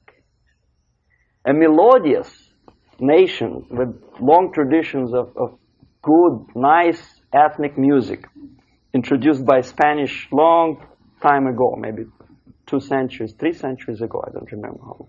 All of a sudden listen to musical garbage, blasting their radios at full blast, at full volume. Why? In India, I spent many years watching the reactions of Indians walking out of movie theaters after seeing Hollywood production. They couldn't figure out why Americans are so wasteful. They smash their cars, their shiny cars, every 5 minutes. How come they shoot each other for $500,000? Is it true that they're so obsessed with sex? Can you imagine showing a movie where each 5 minutes there's a copulation on the screen to a country like India with long tradition of respect to these private matters, or to Pakistan? And United States expect these people to respect you? No way. Oh yes, they will see the movie, they'll pay 5 rupees to see that garbage, but they walk out and will tell their kids, don't respect Americans, don't be like Americans. See? So, the process of demoralization could be stopped right here, both as an expert and as an import. And that takes one step, one very important thing to do. You don't have to expel all the KGB agents from Washington, D.C. The most difficult and at the same time the simplest answer to the subversion is to start it here and even before, by bringing back the society to religion, something that you cannot touch and eat and put on yourself, but something that rules society and makes it move and preserve it. A Soviet scientist, Shafarevich, who has nothing to do with religion, he's a computer scientist, did a very intensive research on the history of socialist countries. He calls socialist or communist any country with a centralized economy and a pyramidal style of power structure. And he discovered, actually he didn't discover it, he just brought to attention of his readers, that civilizations like Mohenjo-Daro in the river Indus area, like Egypt, like Maya, Incas, like Babylonian culture, collapsed and disappeared from the surface of Earth. The moment they lost religion, as simple as that, they disintegrated. Nobody remembers about them anymore. Well, distantly. So, the ideas are moving society and keeping mankind as society of human beings, intelligent, moral agents of God. The facts, the truth, the exact knowledge may not. All the sophisticated technology and computers will not prevent society from disintegrating and eventually dying out. Have you ever met a person who would sacrifice his life, freedom, for the truth like that? This is truth. I never met a person who said, this is truth and I'm ready to shoot me. To defend the truth. Right? But millions sacrifice their life, freedom, comfort, everything for things like God, like Jesus Christ. It's an honor. Some martyrs in the Soviet concentration camp died. And they died in peace, unlike those who shouted, "Long live Stalin," knowing perfectly well that he may not live long. Something which is not material moves society and helps it to survive. And the other way around. The moment we turn into 2 by 2 is 4 and make it a guiding principle of our life, our existence, we die. Even though this is true, and this we cannot prove. We only can feel and have faith in it. So the answer to ideological subversion, strangely enough, is very simple. You don't have to shoot people, you don't have to aim missiles and Pershings and cruise missiles at Andropov's headquarters. You simply have to have faith and prevent subversion. In other words, not to be a victim of subversion. Don't try to be a person who in judo is trying to smash your enemy and being caught by your hand. Don't strike like that. Strike with the power of your spirit and moral superiority. If you don't have that power, it's high time to develop it. And that's the only answer. That's it. Thank you.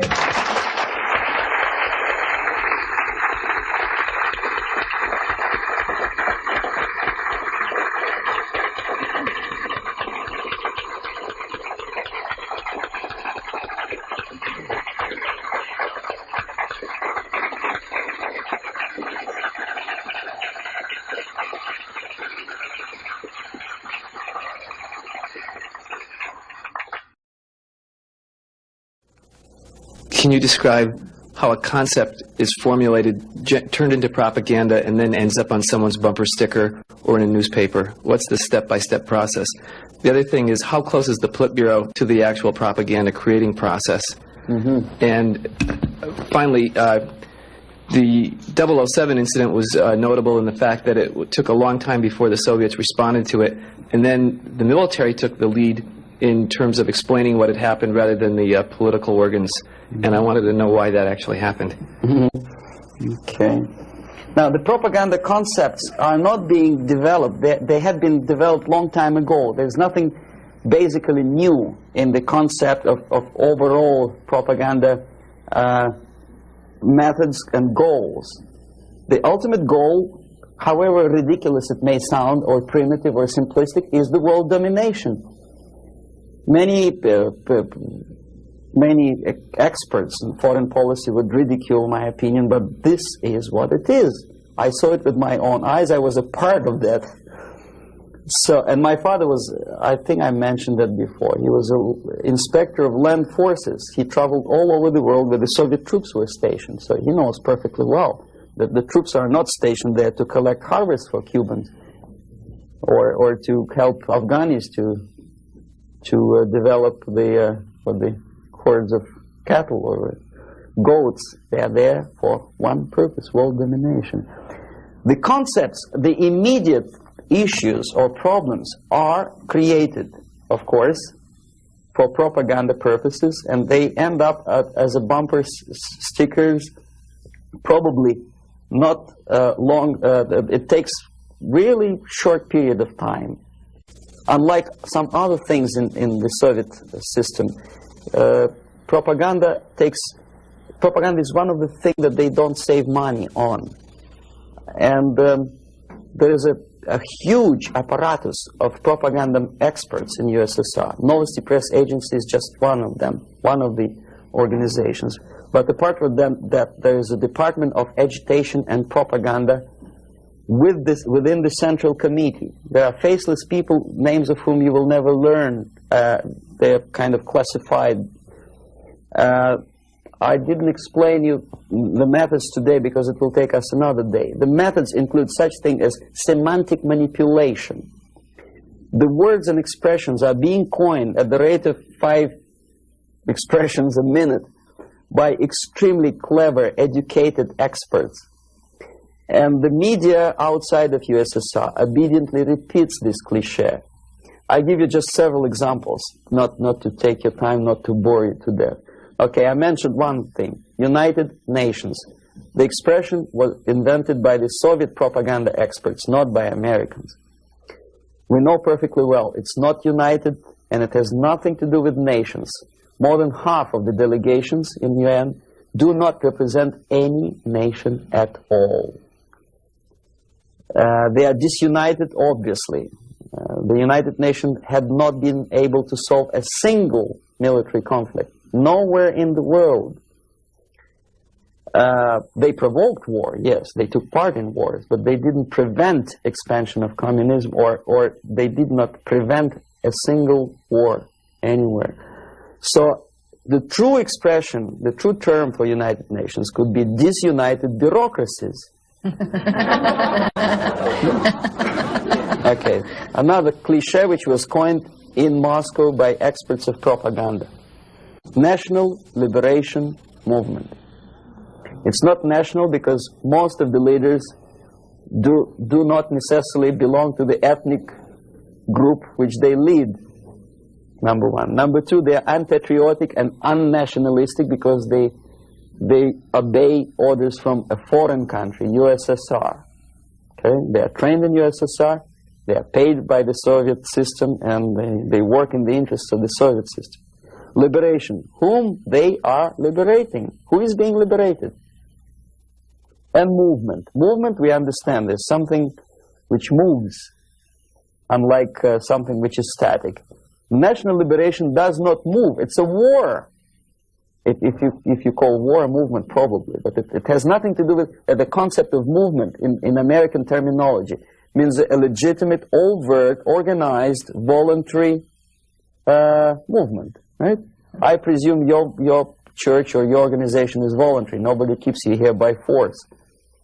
Okay. National Liberation Movement is an army of bandits, professional bandits, which are kept within the framework of the movement by force. If they betray, it's like in mafia, they are going to be executed. Okay, another example of semantic manipulation is free medical aid, for example. You think it's an American democratic expression? No way. The term was coined by the communists long time ago, at the time of Comintern. There's nothing free in this world. Everybody knows it. Least of all medical aid. It's a very expensive thing to render medical assistance to other people. Somebody, sometime, somewhere has to pay for it. Who? Taxpayer. Obviously. There are many other things that are being coined by the Soviet propaganda apparatus. Unfortunately, see, if I call myself a genius writer, for example, Los Angeles Times would not call me that, right? They will call me a strange, crazy Russian who calls himself a genius. Then why the hell they call liberation movements what they call themselves? Just because they are many? The logic is twisted. The stickers on the bumpers, I don't know. It depends on the ability of local forces to toe the foreign policy. How close is Politburo to implementation of propaganda actions? Very distant. See, Politburo is a group of self-imposed dictators. They don't really decide anything. The only objective of their existence and their life and their struggle is to stay in power. Unlike American politician who has two objectives: first, to be elected, and second, to be re-elected. The Soviet politician doesn't have the first objective. He does not have to be elected. He just makes his way in the party structure all the way up. The election doesn't bother him at all. So the only purpose of his life is to stay where he is and don't rock the boat. They don't make decisions. The decision-making level are the faceless group of experts, as I tried to explain to you. And the Politburo gives only the basic directions, what to be done, and the obedient servants of the highest caliber intellectuals are dutifully developing these things. Some independently thinking progressive academics in the United States think that come socialism they will be able to preserve their integrity and independence. It's wishful thinking. They will become obedient servants of the system that they are trying to force upon you. The Korean airliner incident, from my viewpoint, is not an incident at all. I believe it's a carefully planned and premeditated provocation. I'm not sure whether they did it. They killed 268 people just to get rid of Larry McDonald, but it's feasible. I wouldn't be surprised if they killed more than 60 million of their own men just to implement rotten ideas of Marx and Engels. Well, what would 268 people matter? Second, it is not a military blunder, and the order was not given by military. Never a single military officer of the highest caliber will take responsibility to shoot a civilian airliner. My father was an officer of general staff of the Soviet Army. I know perfectly well what I'm talking about. No officer would take responsibility. He'll be shot tomorrow. Are you kidding? The order was given by a civilian, by party apparatchik of the highest caliber, and I wouldn't be surprised it was Andropov. In any case, Andropov knew perfectly well what went on. The Soviet power structure resembles a triangle. Unlike a love triangle in real life drama, it's a hate triangle. The seats of power are party, Communist Party, elite, of course, not the rank and file party, but the top of the pyramid. The KGB and the military, they hate each other, and each of them hate the other two. The most powerful is the party. This is the real power. The army and the KGB supposedly are servants of the party and the tools, the instruments of their power. But in fact, sometimes they are the power themselves. Andropov belongs to the most hated triangle, the KGB. My father hated KGB because he was military. Both of them, KGB and military, hate the party. Why? Because unlike in the United States, the party is the most adventuristic people. They want to invade countries. They give the orders for all kinds of adventures outside of USSR borders. They know perfectly well that comes war, they will go to bunkers and eat caviar and enjoy life, whereby military will burn in flames of nuclear war. Marshal Grechko was against invasion into Czechoslovakia because he knew that he will have to demoralize his army. And the first two divisions, after facing the reality and seeing that Czechoslovakia is not being invaded by Americans, will get corrupted. So you have to replace them with other two divisions. And if you stay long enough, you will corrupt the whole Soviet army. He said, no, don't invade Czechoslovakia. But Comrade Brezhnev said, who the hell they are? They think they deserve more sausages and butter. So show them thanks. So he did, he obeyed. The KGB... The KGB and the army sometimes are in cahoots. against the party. The recent rumor that Andropov was shot by son of Brezhnev is an indication that the other two corners of the power structure were really sick and tired of the Andropov's KGB purges. You know, there were purges. Many people lost their jobs, and some were arrested, and some committed suicide in the span of some 10 months since Andropov was sentenced to power. So that gives you an idea of the Korean airliner incident is premeditated provocation to create an international tension, because the only power on earth which is interested in provoking conflicts and preserving tension is the Soviet junta. That's the only justification of them being in power. If there is no enemy outside, they have to create him. If there is no war, they have to provoke it, to scare the hell out of taxpayers inside, and to keep themselves in power. There are so many theories. One of them is expressed by, I wouldn't say a friend of mine, but I know him. There's another defector, Nikolai Khokhlov, who defected long time before I even joined KGB. He was also a KGB in Western Europe. Now he teaches psychology in one of California universities. He thinks that the Soviet Union developed an ESP, would you believe it, system of influencing the perception and minds of people.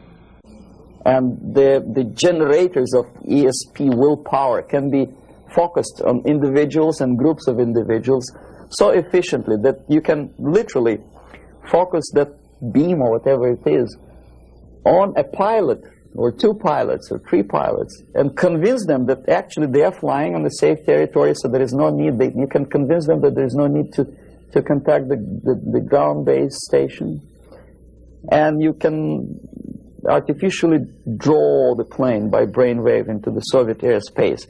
Whether it is true or not, I don't know.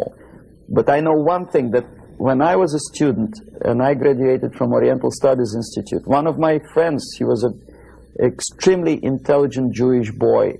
He graduated from the mathematical department of Moscow State University.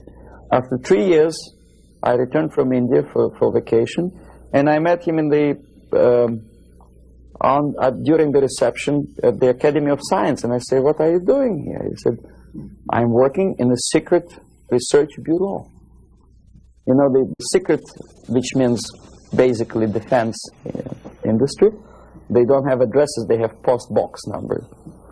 And I say, is it that much secret that you cannot tell me what you research? He said, "You wouldn't believe me, brain waves." And I never saw him again. ESP, which officially in the Soviet media is described as a pseudoscience and decadent capitalist gimmick to sidetrack the minds of proletariat from the real issues of class struggle. But obviously KGB takes seriously that pseudoscience.